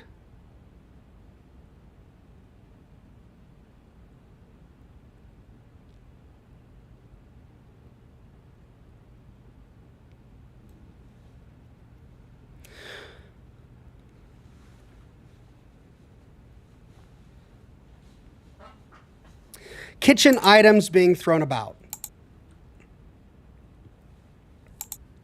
Okay, that's the entire PC. Can I save? I guess it auto-saves. Well, all right. So we've got a mission.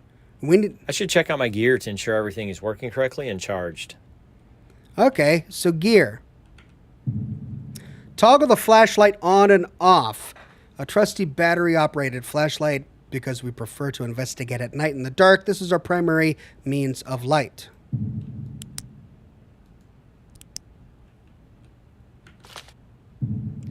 An HD full-spectrum camera with night vision. This ensures we're able to capture the most subtle materializations. Investigators are encouraged to take as many photos as needed, but they will only update their notes when a photo of something paranormal has been captured. Some investigators believe that darkness can enhance a ghost's ability to manifest. Take the photo, space or left click, toggle night vision E.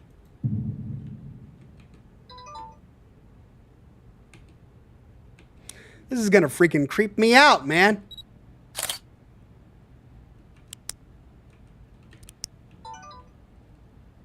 I'm not going to like this.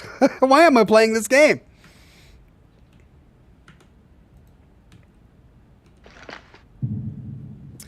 Audio recorder, a common digital recorder. Unlike the industry standard, we do not leave this device on all night. Our investigators will turn on the recorder for 5-second intervals.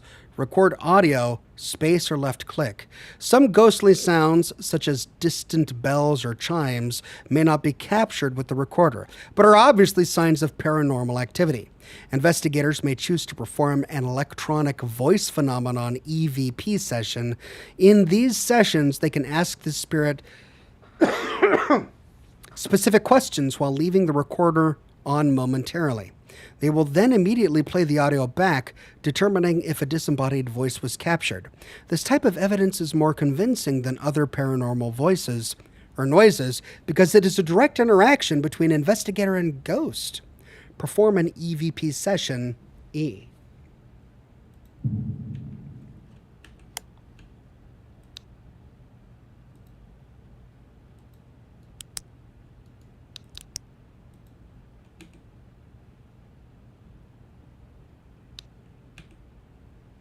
Anyone here?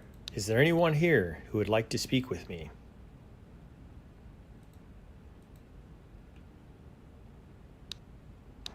Is there anyone here who would like to speak with me?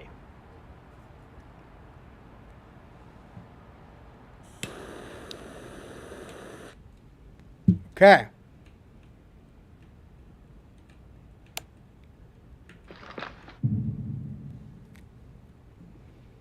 EMF meter.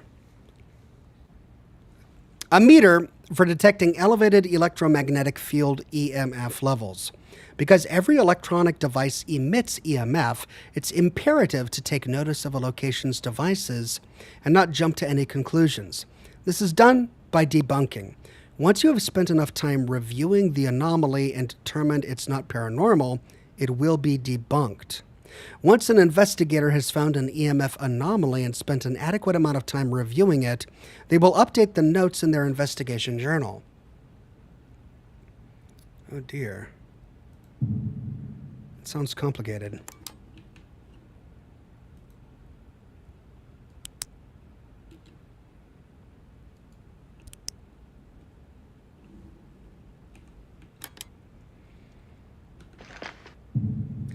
Temperature sensor.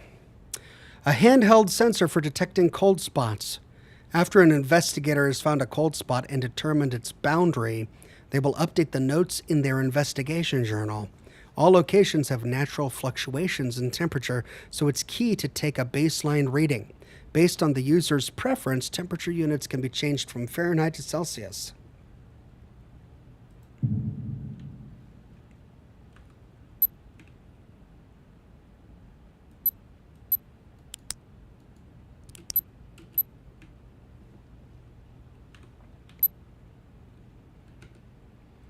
And I can't take those. Right. Well, I've got my gear.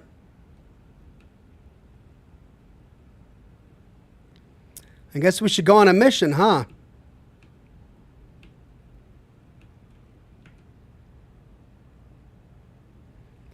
Okay. Evergreen Lane. Yep, here we go.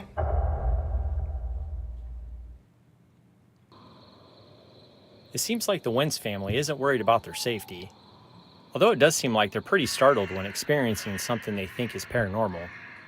I'm sure I'll be able to find enough evidence to support their claims and put their minds at ease.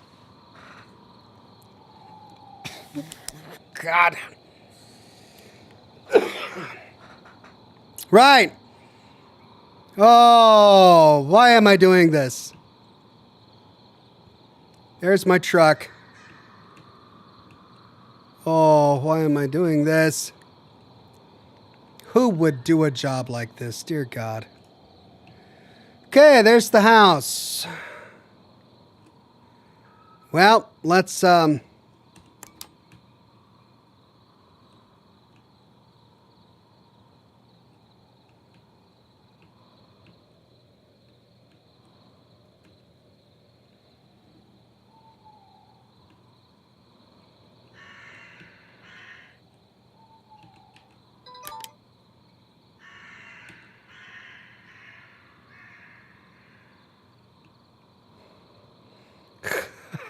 I don't like it. I don't like it at all. All right, well, I mean, so far so good. Let's do the house first and then the garage, I guess.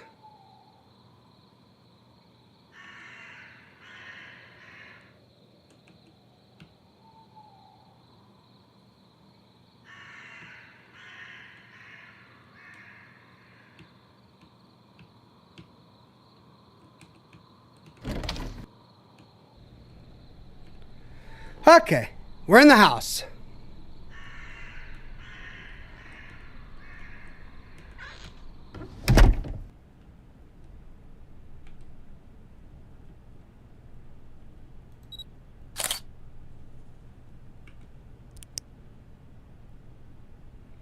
Oh, there's not even any music or sound. This is gonna freaking...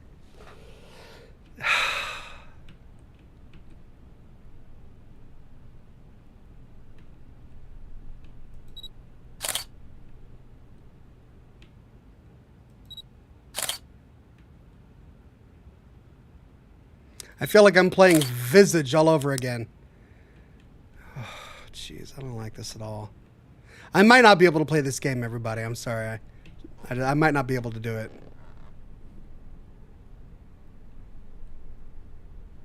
Ghost hunting is generally done in the dark. Oh, is it? Is it really? Really done? Is it really done in the dark? I don't want to do this in the dark, man. Really don't want to.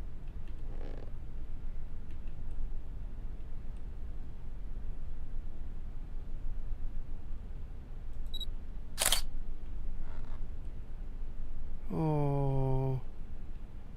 Oh, man, I don't like this. Yeah, this is not cool.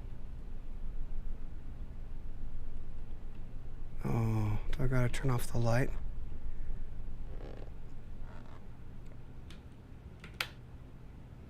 It's the outside light.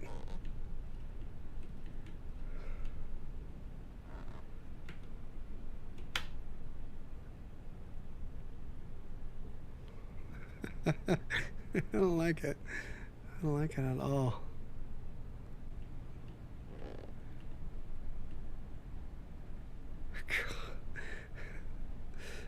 I don't wanna.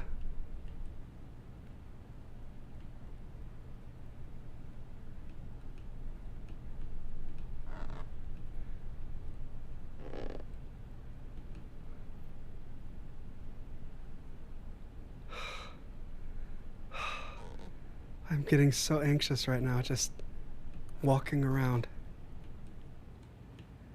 Okay. Man!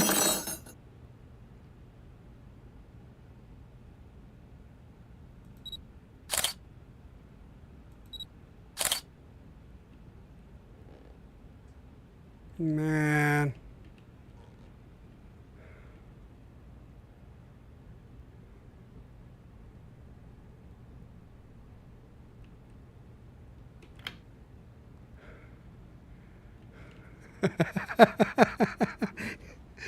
This is a very clever concept for a game because there's not a lot to it. Like, it's pretty bare bones, but I'm more stressed about this than I have been about many of the other games I've played. Like, this is really... Okay, what does that mean? Okay, it said that electricity can be detected on this as well, so... All right, I'm in the kids' room. I'm in a kids' room, right? Okay, so this makes sense. I'm by a computer. TV. Yeah, okay, that makes sense as well. What's this? Ooh. This item is a valuable piece of information that will be added to the archival database on the PC at your office. This item may also automatically unlock additional related archival information. While reviewing this article on your PC at the office, you may be able to take notes on this item which could facilitate investigation.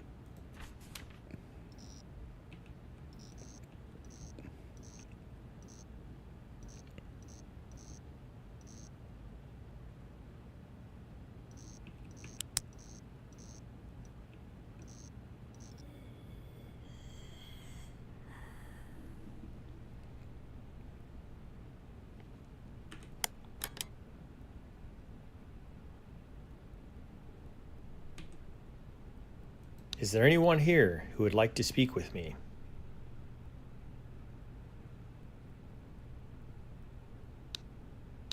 Is there anyone here who would like to speak with me?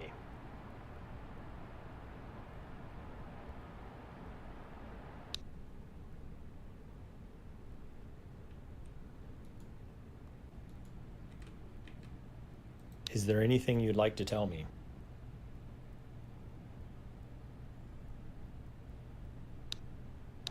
Is there anything you'd like to tell me?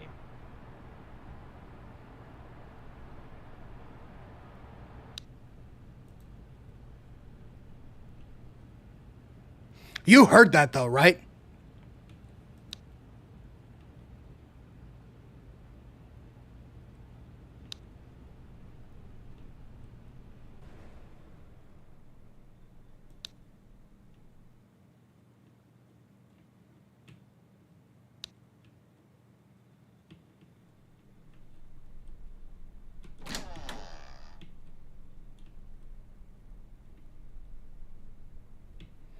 Oh, I'm gonna have to turn the lights off, aren't I?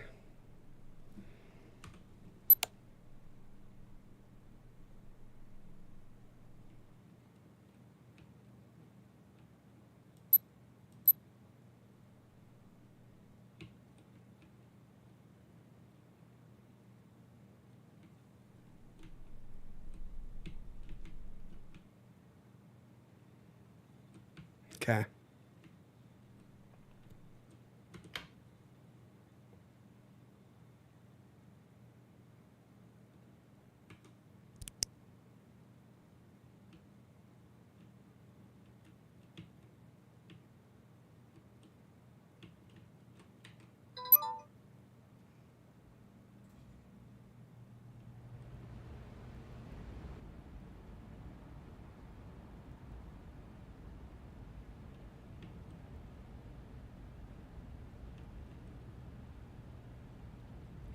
Could have swore I heard a voice a minute ago. And isn't this the room we heard the noise come from?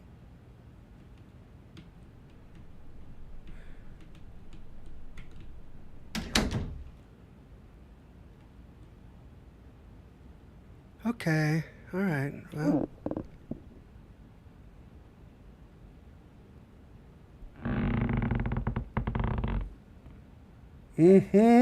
Yeah. Heard that.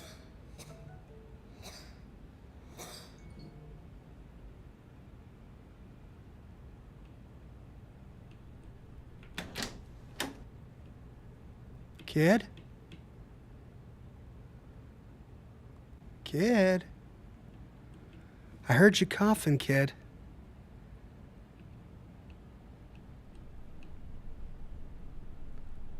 Why am I playing this game?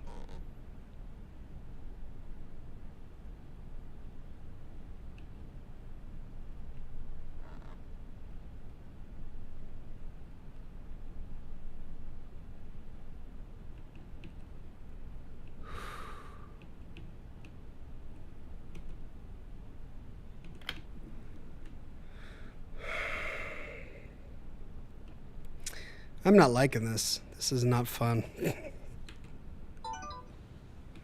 Okay, Wayne Azing says, Aloha, Oxhorn. I'm glad to see you back in action. Hope you're doing well, and cheers to more Scotch and Smoke Rings. Hardcore. Hardcore to the mega. Thanks, Wayne Hazing. Hardcore to the mega, my friend.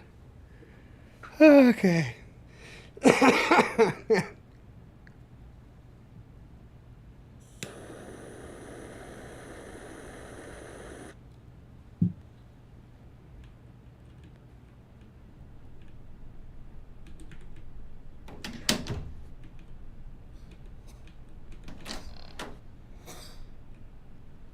I hear that kid coughing. Let's look for cold spots in this room.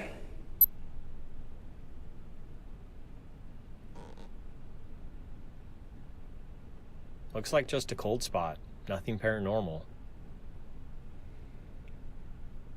Okay. But aren't cold spots paranormal?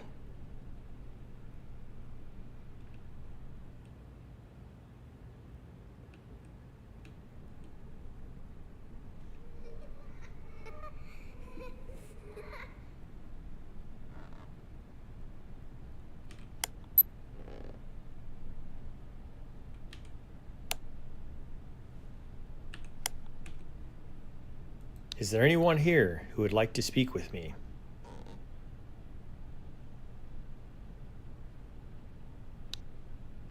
Is there anyone here who would like to speak with me?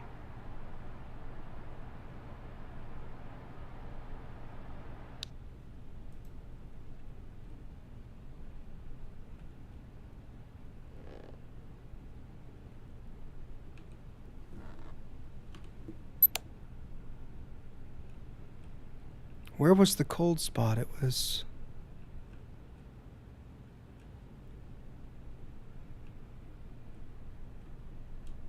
I guess around here somewhere. Okay, let's try this one.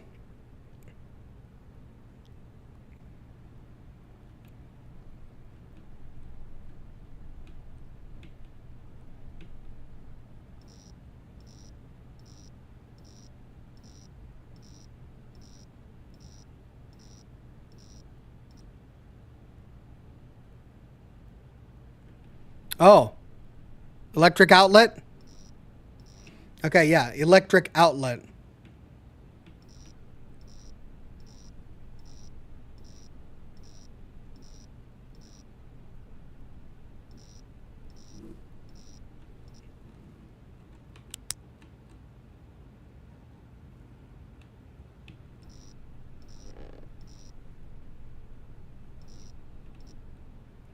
Okay, I think I was picking up that electric outlet too. Oh, okay, well, I don't think there's anything here, so. Doggone it.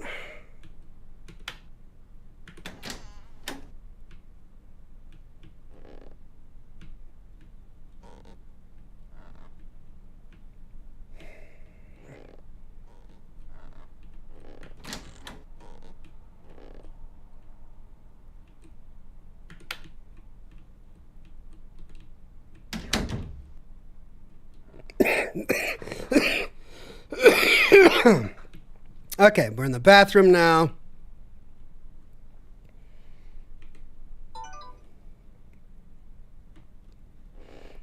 Let's grab the cold spot.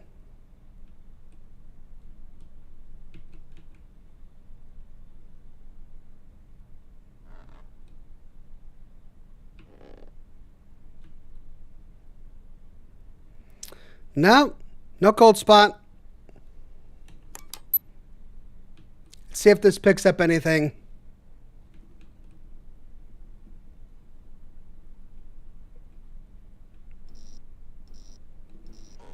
Outlet.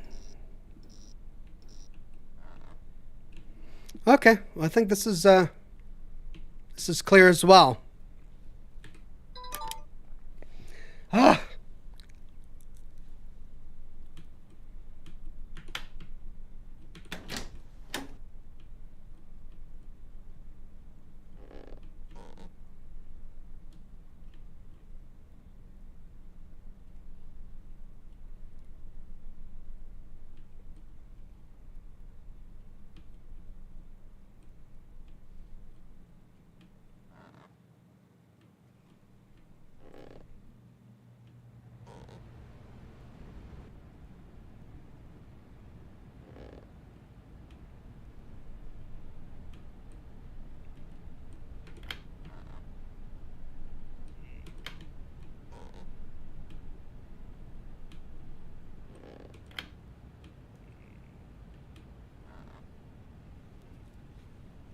I don't I don't like the dark, man. I can't do it in the dark.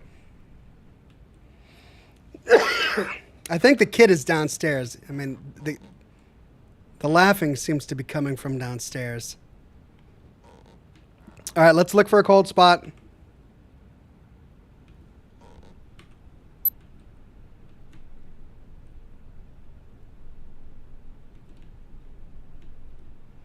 I got something for a second there.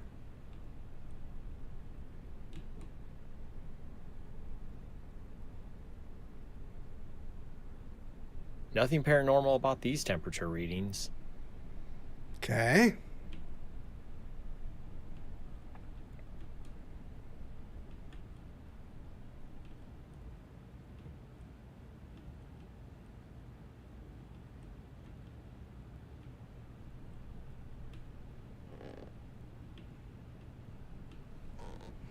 Need milk to do. Reminder feed dog.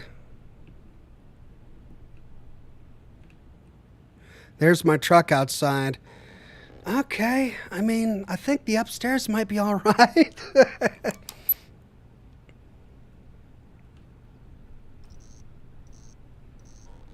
TV, Xbox, outlet, another outlet, lamp.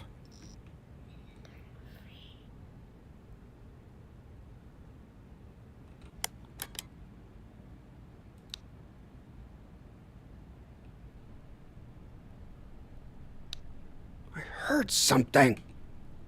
Is there anyone here who would like to speak with me?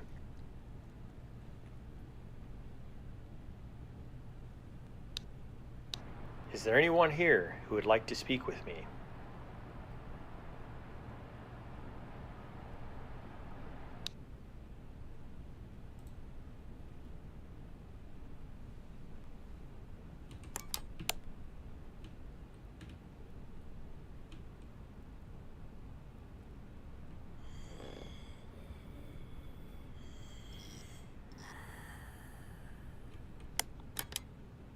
Come on. Every time I hear something, I don't have my voice recorder open. Is there anything you'd like to tell me?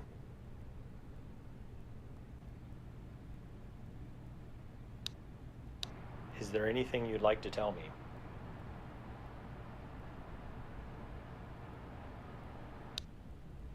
Can you tell me your name?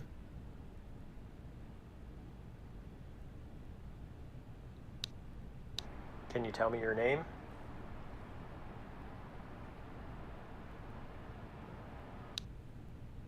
Is this your home?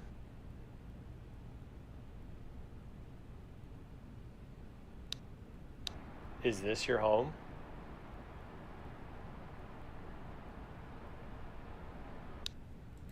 Well, that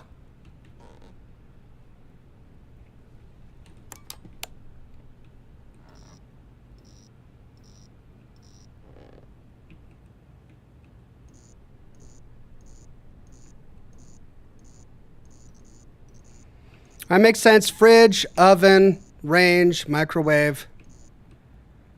Okay.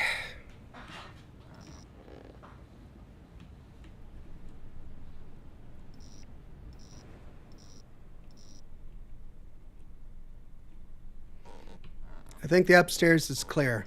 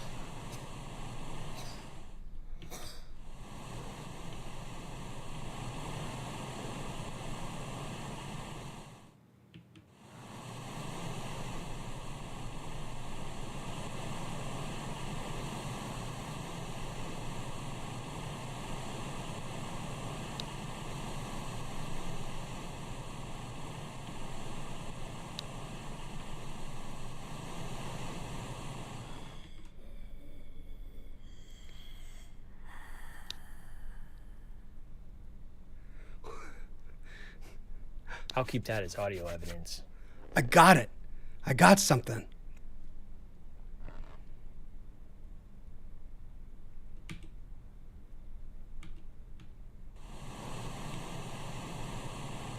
Is there anything you'd like to tell me?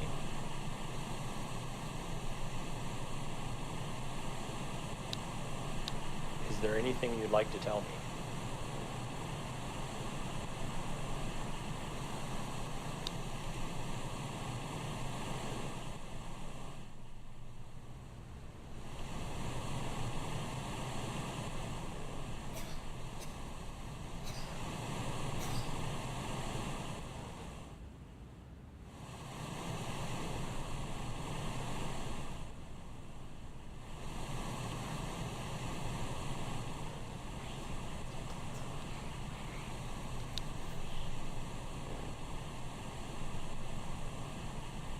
That was a very unusual noise. I'll keep that as evidence.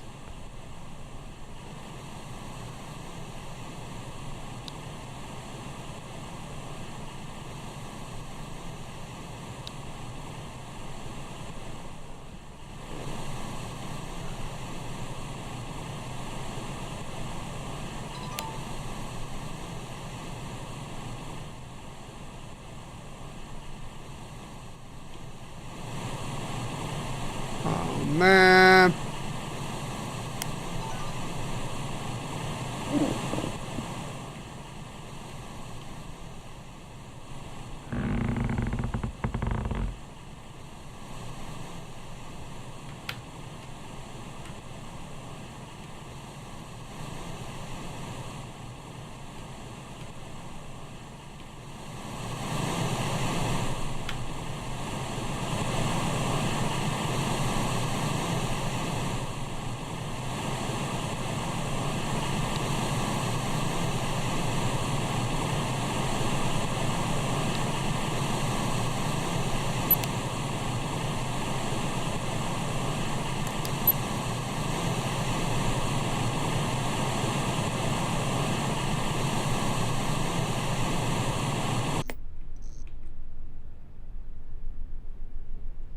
Okay. Okay, not liking this. Not liking this. All right, so we went upstairs. We explored upstairs. That was the static sound we found. Picked up a few sounds here and there. And we know there used to be a basement that they filled in.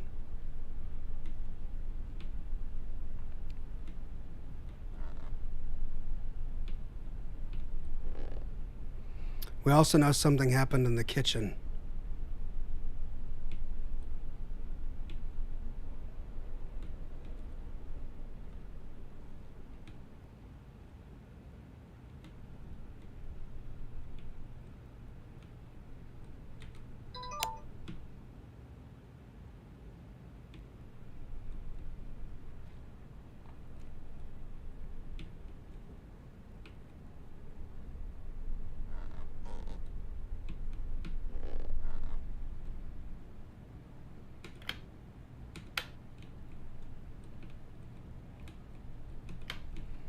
Okay.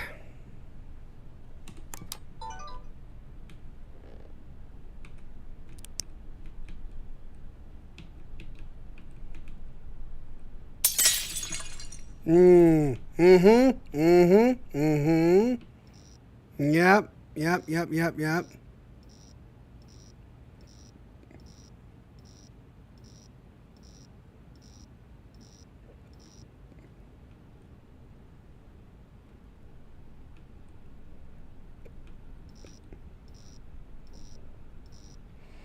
Outlet.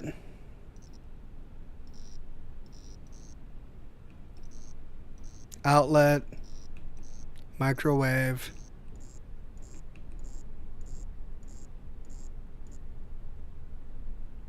Oh. Oh, there was something there.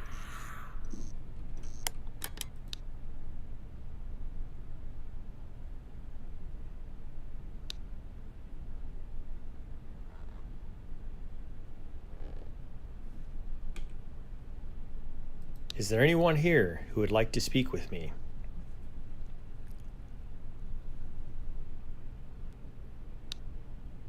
Is there anyone here who would like to speak with me?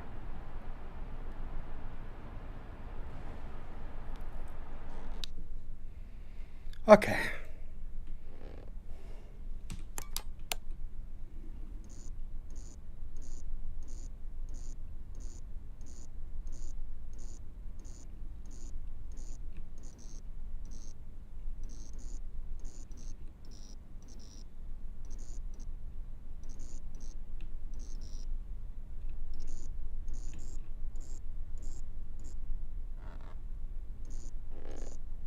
These lights are acting funny.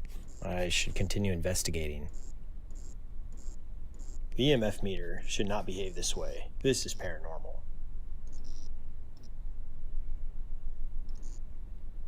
Okay.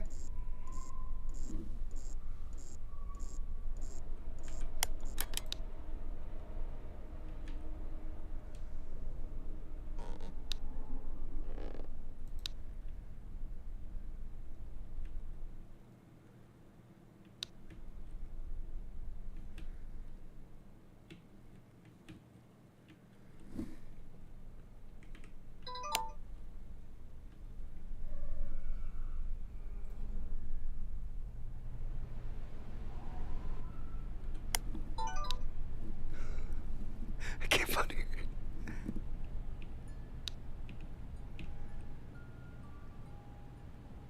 Chimes?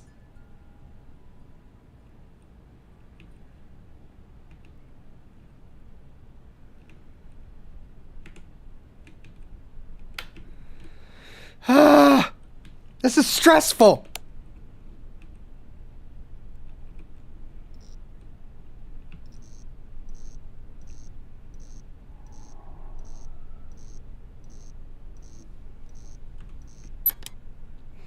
Okay, let's look for cold spots. These temperature fluctuations appear to be normal.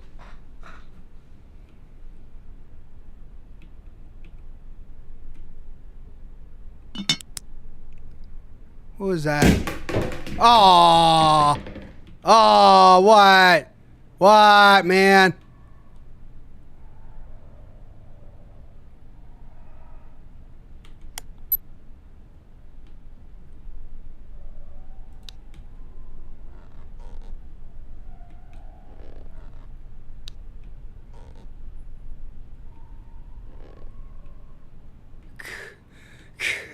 Where is it coming from? Okay, let me finish cold spots. I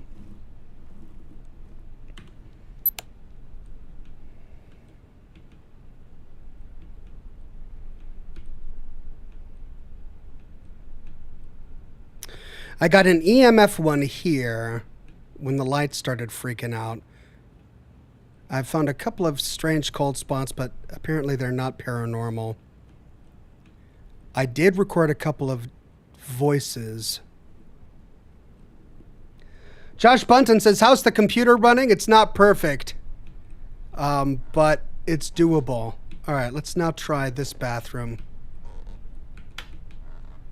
Let's turn off these lights now.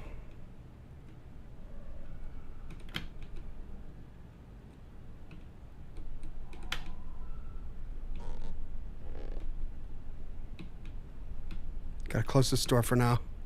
Just because I'm freaked out. Just take it one room at a time. That's all I can deal with is one room at a time. Oh, where does this go? Oh, closet. All right, I'll do that later. Let's just do the bathroom first.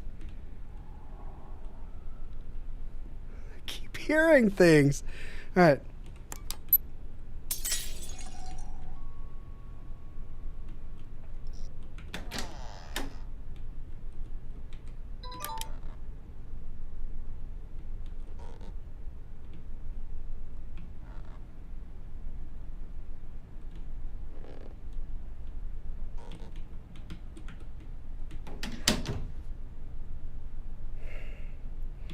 Ah, this is really stressful.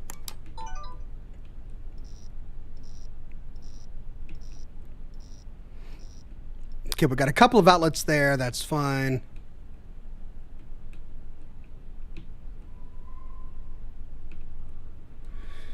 All right, let's try the closet.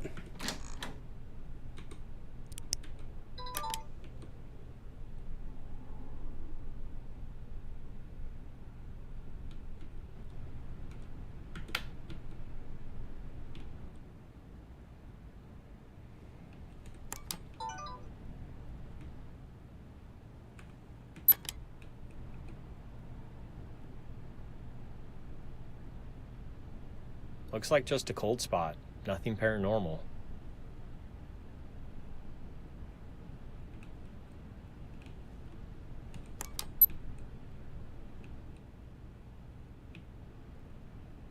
Okay, I think this one might be all right.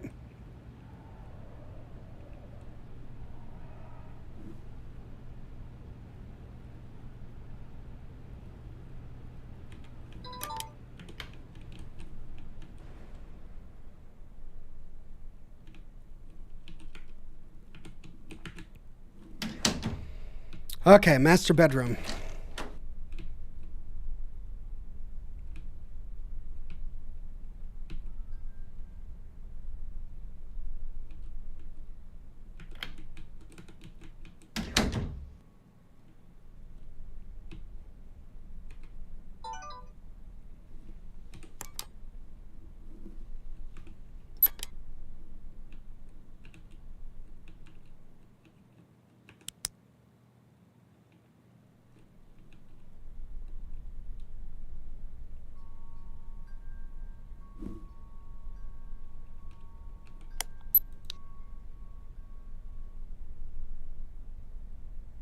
I think it's coming from outside.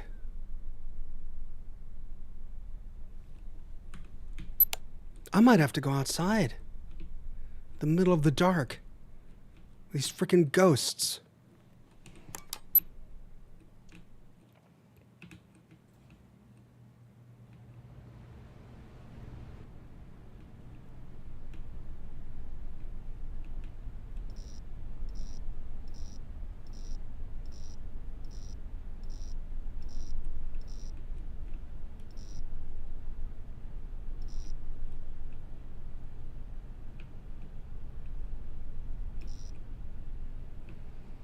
Okay. Nothing here.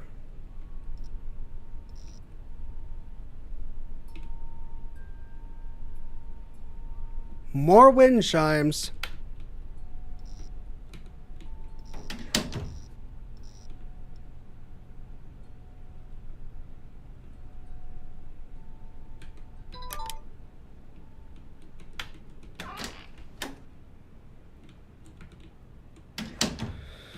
Okay. Well, that's the entire house. Wait. Oh, no. No, man. No, I don't want to go to the creepy basement. No, I don't want to go to the dark, creepy basement. No. I'm going to turn on the lights. I'm going to turn on all the lights. Oh. God, I don't want to go in it. No, I don't want to do it.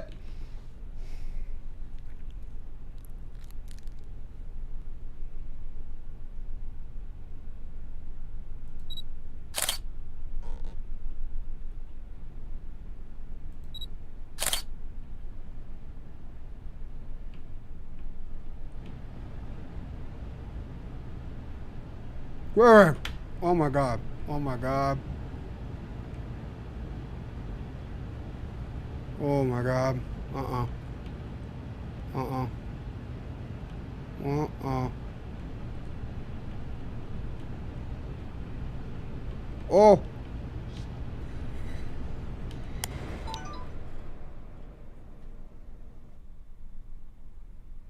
That was a very unusual noise. I'll keep that as evidence.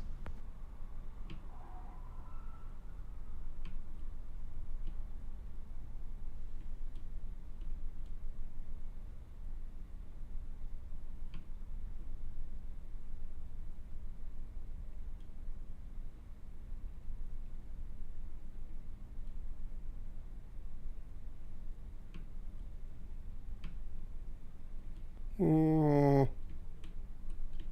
Right. Where's the light? Oh. Where's the light? Oh. Okay. Okay. Cold spots. It's pretty cold down here. 63 degrees Fahrenheit. I mean, it is a basement. Hold on, I had something.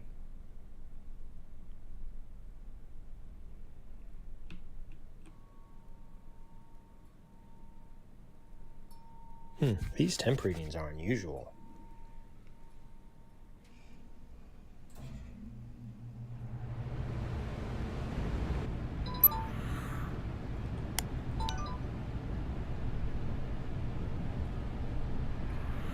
Ooh, that is eerie audio evidence.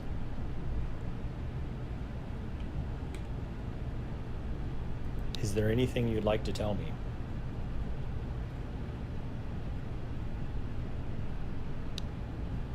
Is there anything you'd like to tell me?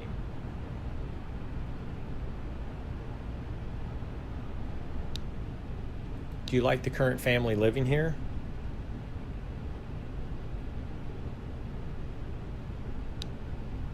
Do you like the current family living here?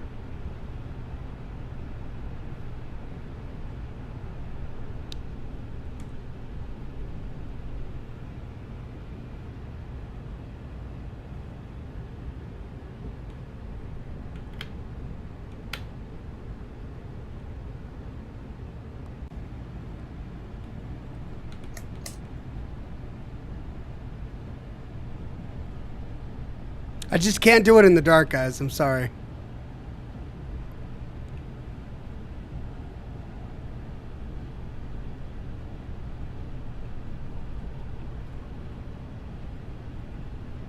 It's too creepy.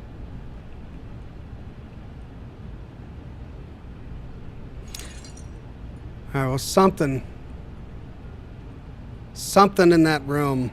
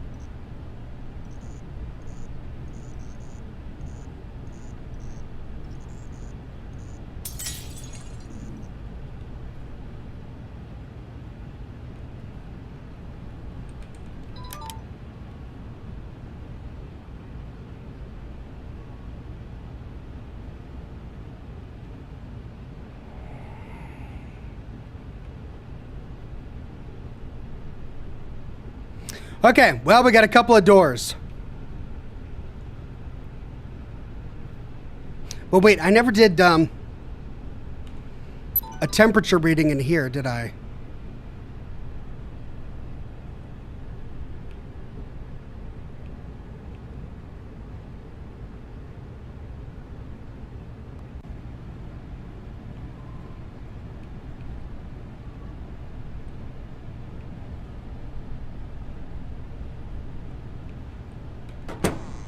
Oh, really? Oh, really?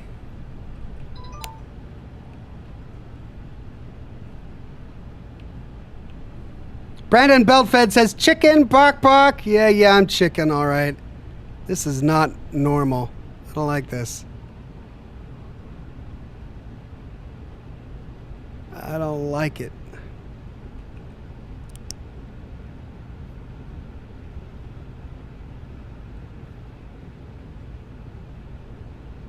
All right.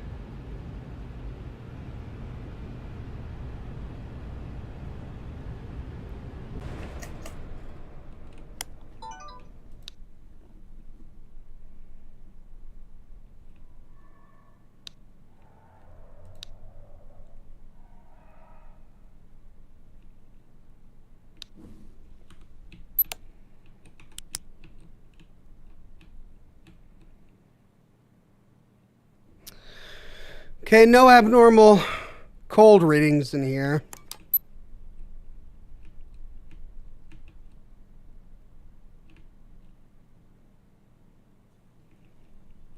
No abnormal electrical readings in here either. Okay. I keep hearing something, but it always sounds far off. All right, what about this? Locked.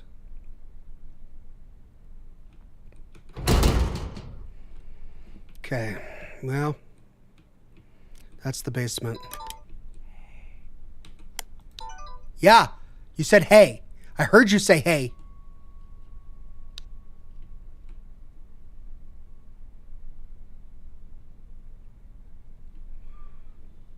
I heard you say hey. Do you know why I'm here?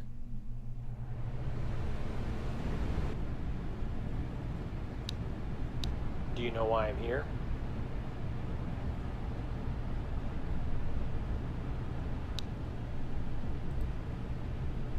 Okay, well.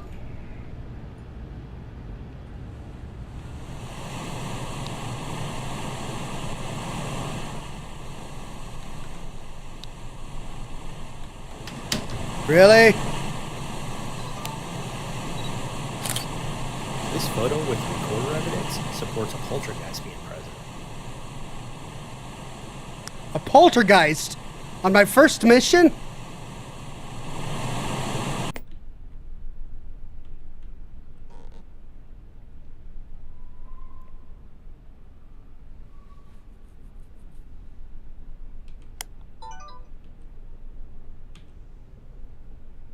Is there anything you'd like to tell me?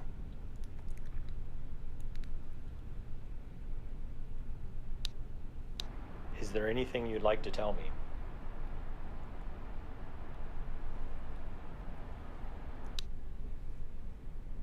Okay. So do I need to get photographs of all the paranormal activity that happened, like the kitchen? Because there was stuff that got thrown around in the kitchen.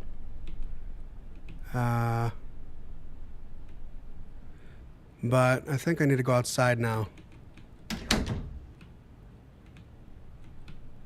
Because I don't see anything. I heard crashing here earlier, but I don't see any broke. Okay.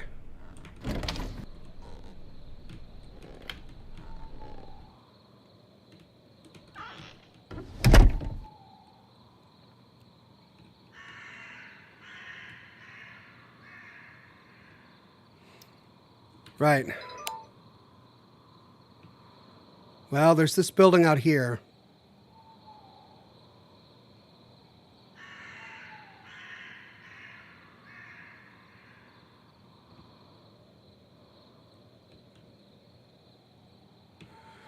Okay, so this connected to the kitchen.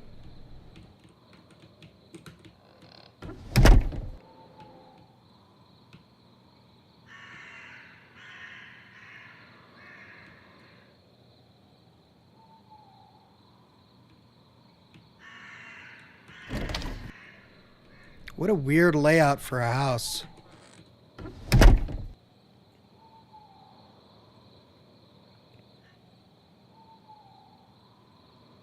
Big backyard.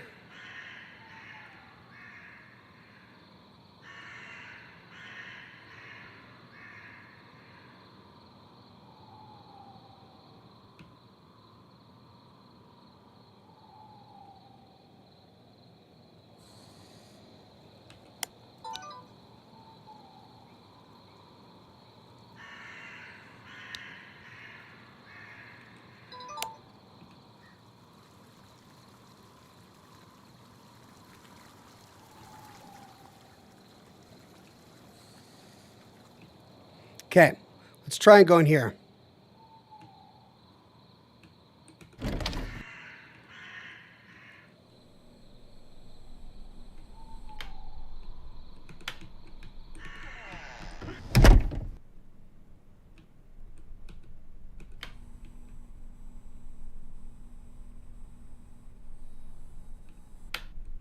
Ah!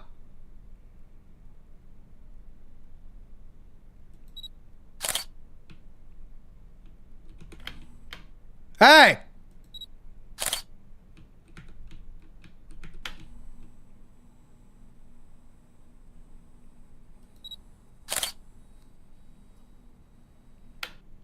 Oh!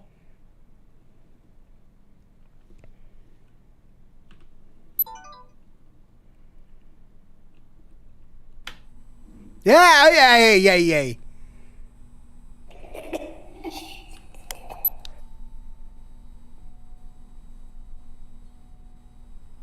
What was that? I'm glad I captured it with a recorder. Is there anything you'd like to tell me?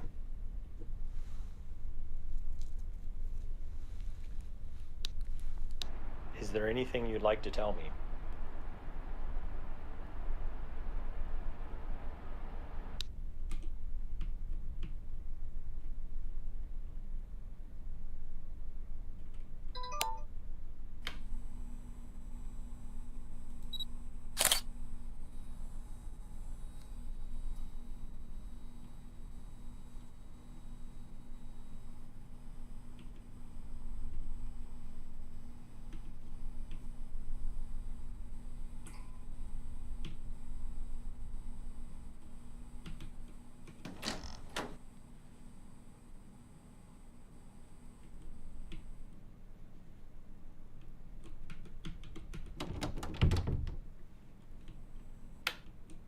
Oh, come on.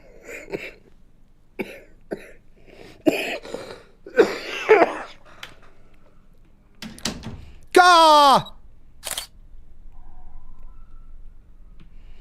Okay, there's something in here, man. There's something nasty in here. Yep. Yep. Ooh.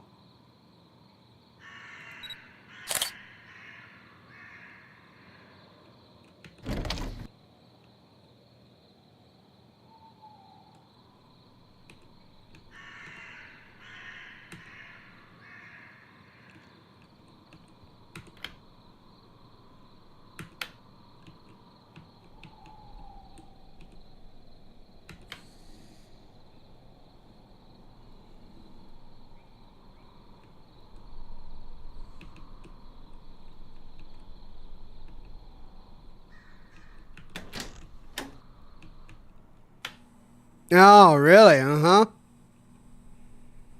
Uh-huh. Okay.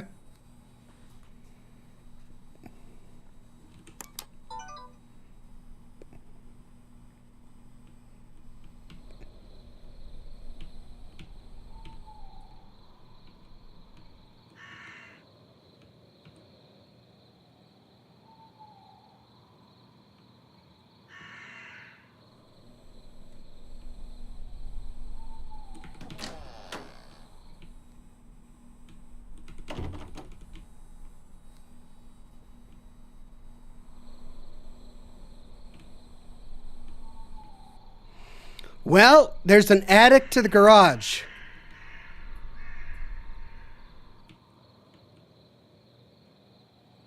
How do I get up there?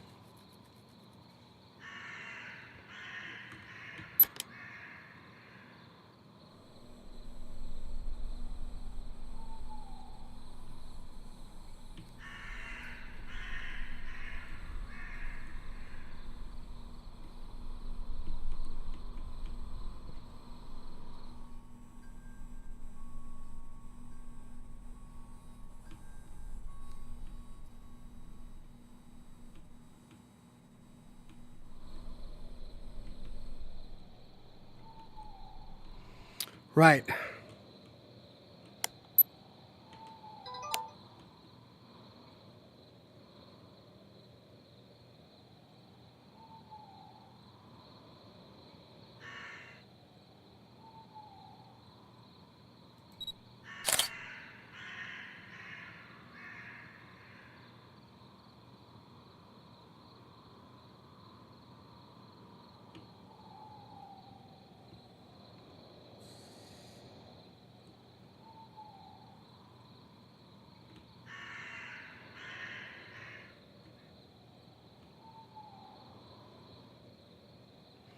Okay. I think I'm mostly done. I got some audio recordings of most of the poltergeists, but there was the crying kid upstairs that I didn't get.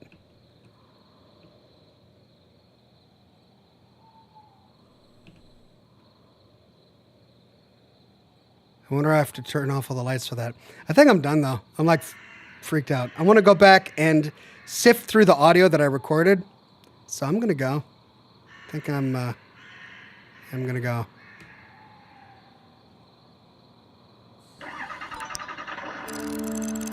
Okay. 8 experience. Temperature readings.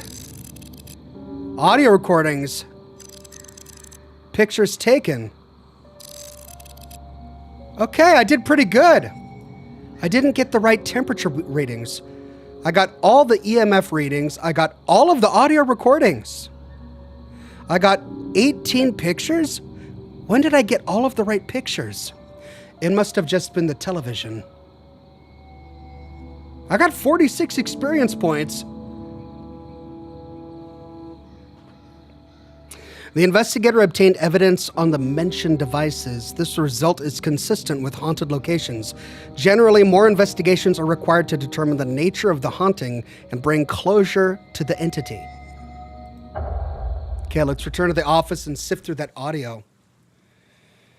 Okay. Please don't crash. Please don't crash.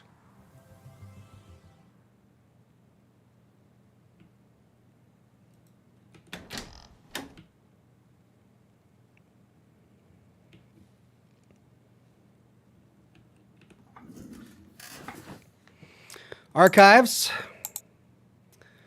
We got one piece of evidence while we were there, a photograph.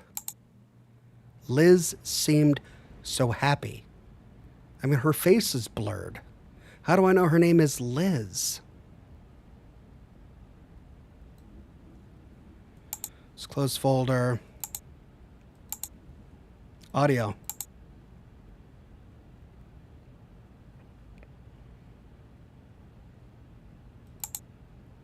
Location. Skipping child.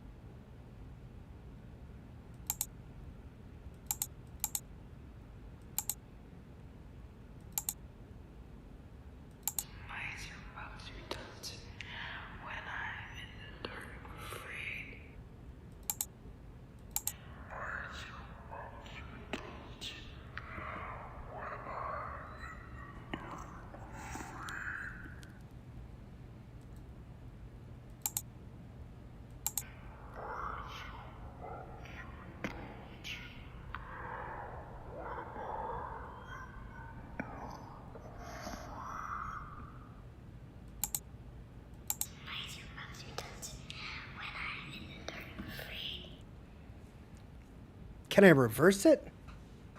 I can change the speed. I can change the volume.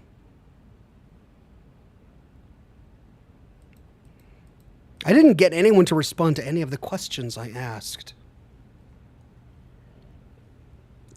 Let's go to the next one. Shadowy Screamer.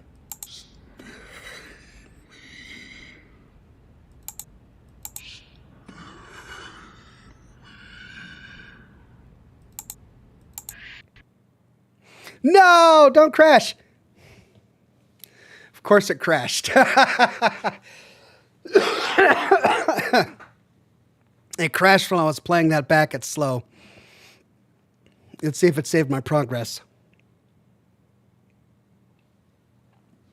Because this is getting interesting. I didn't like collecting all of that data, but sifting through the data is interesting.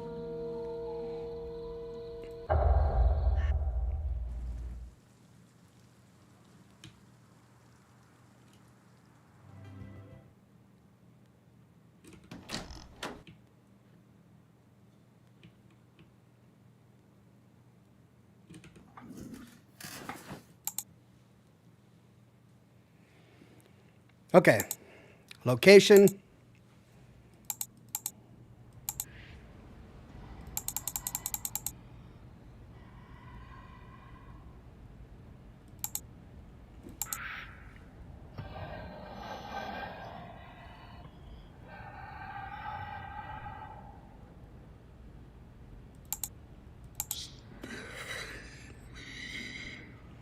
Stay me?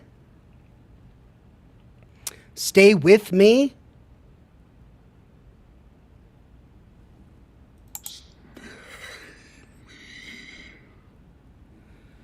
Okay, let's try the next one. GI Ghost. That's the choking sound we remember reading about.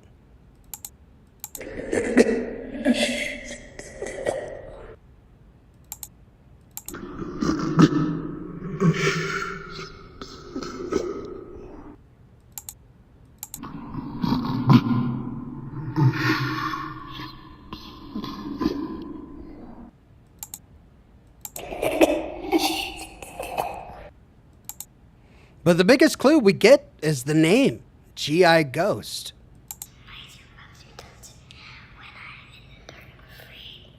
When I'm in the dark, I'm free?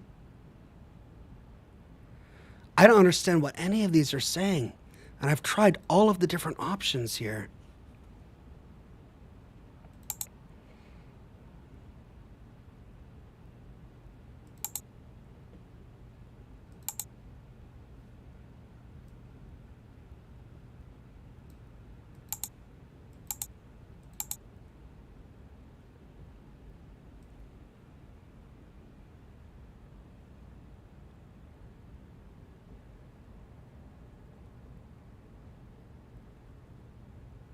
Oh, what's this? This is new.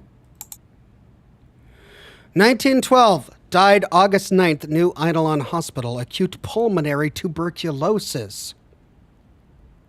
Elizabeth Carter. Thomas Carter. Parents William and Alice Carter. So this must be the kid. That's Liz.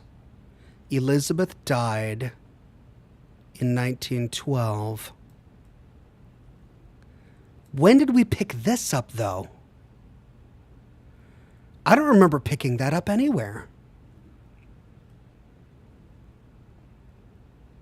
So we've got a fatal error. The game has crashed. I go throughout the entire house getting all of these spooky clues, but it's dealing with these freaking menus here in the museum where I'm getting crashes. Fatal error. God. I must have gotten a photo of a ghost because I got an achievement. Say cheese, take a photo of a ghost. Can I go through my photos?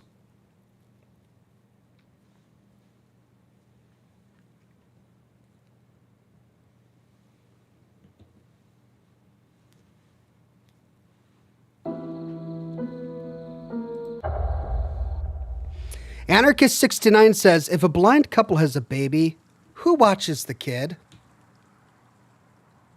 I'd give you a percussive sting, but that's attached to my other computer. Where can I go through all of the photos that I took during that mission?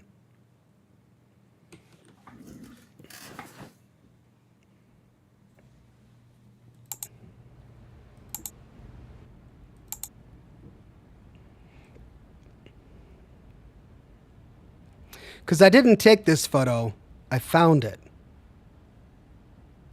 And I have no memory of getting this. But Elizabeth is the name of the kid. Parents William and Alice Carter. But there was another child there as well, Thomas Carter. Elizabeth and Thomas Carter.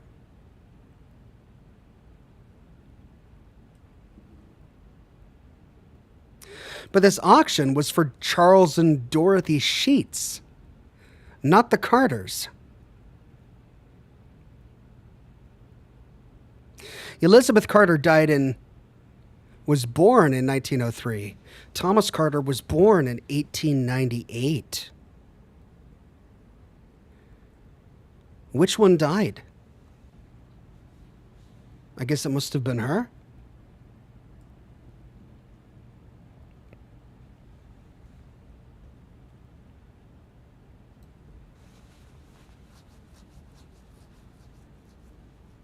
So the second story was an addition.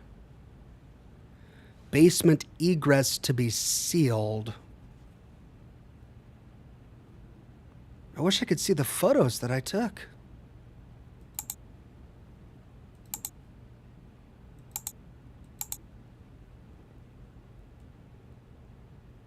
Footsteps coming from upstairs. Man of average build suddenly appear. Violent choking and vanished. We heard that. I never saw glimpses of a shadow moving in the corner. Disembodied voice, we heard that. Imaginary friend who's a child about their age. We heard the children. We heard the kitchen items being thrown around. And there was never any mess. So we got all of that, but we didn't really see any shadows. And the audio isn't helping us with anything. That's...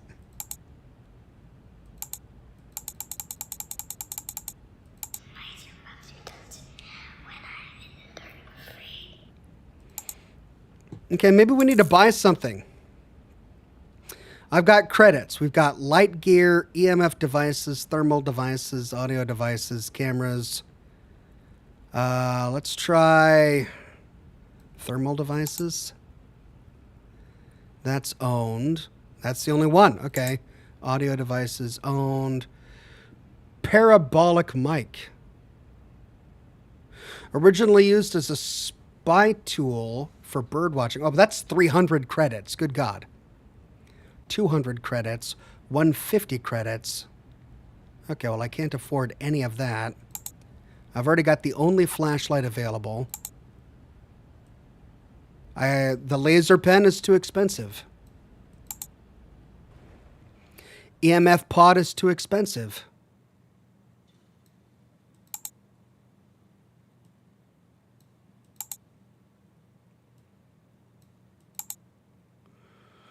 Camera's too expensive. I've got the digital camera, but not an auto cam.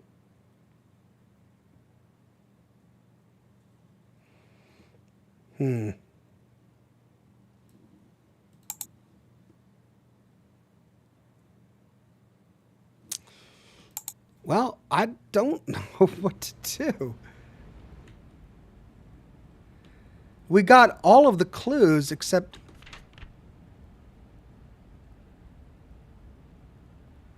Oh. There it says photos.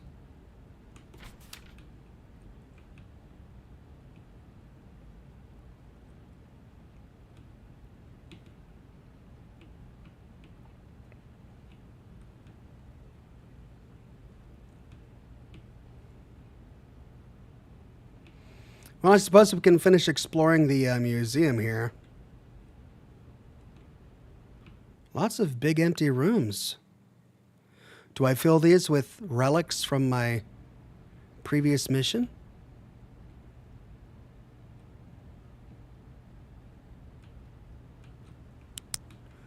Yeah, Evergreen Lane.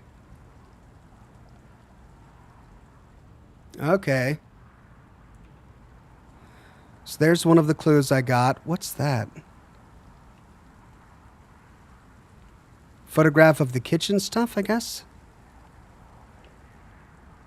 Those are the only 2 clues I got?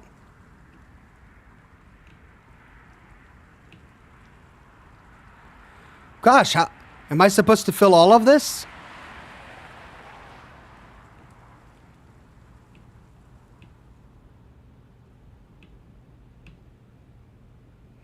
Right.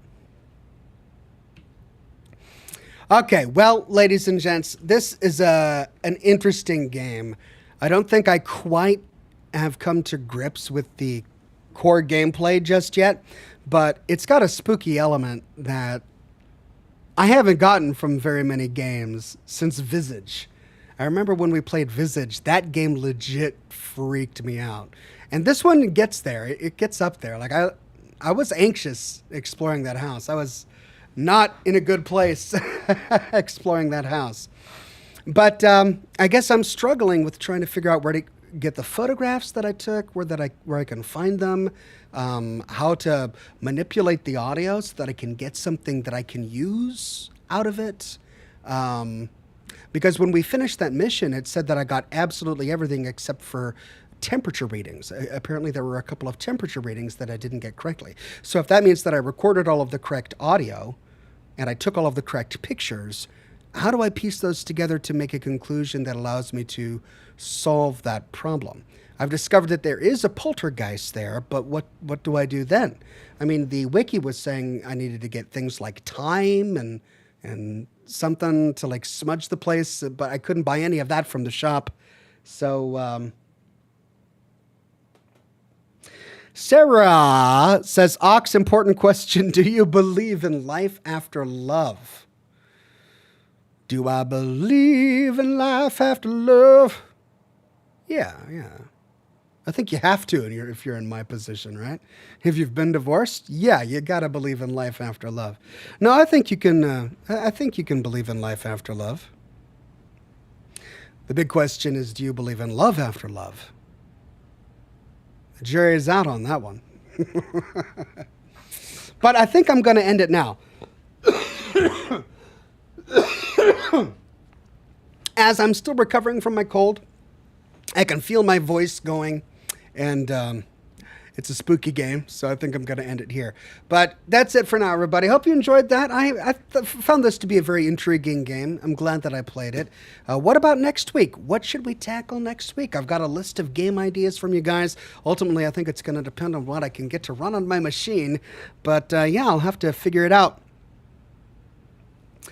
in time for next week. So thanks everybody for joining me. I appreciate each and every one of you. I'm glad that we're back with Scotch and Smoke Rings. My computer's back. I'm here and I'm going to be feeling in tip-top shape this time next week. I'm hard at work on my next video. I'm not quite done with it, so I'm not going to have it ready for the weekend, but I hope to have it ready by next weekend. That's the plan, at least, and I'll definitely keep you up to date as to its progress. But until then, enjoy my backlog of other videos. Thanks again for watching, and I'll see you soon with more lore videos and more live streams. Bye-bye now.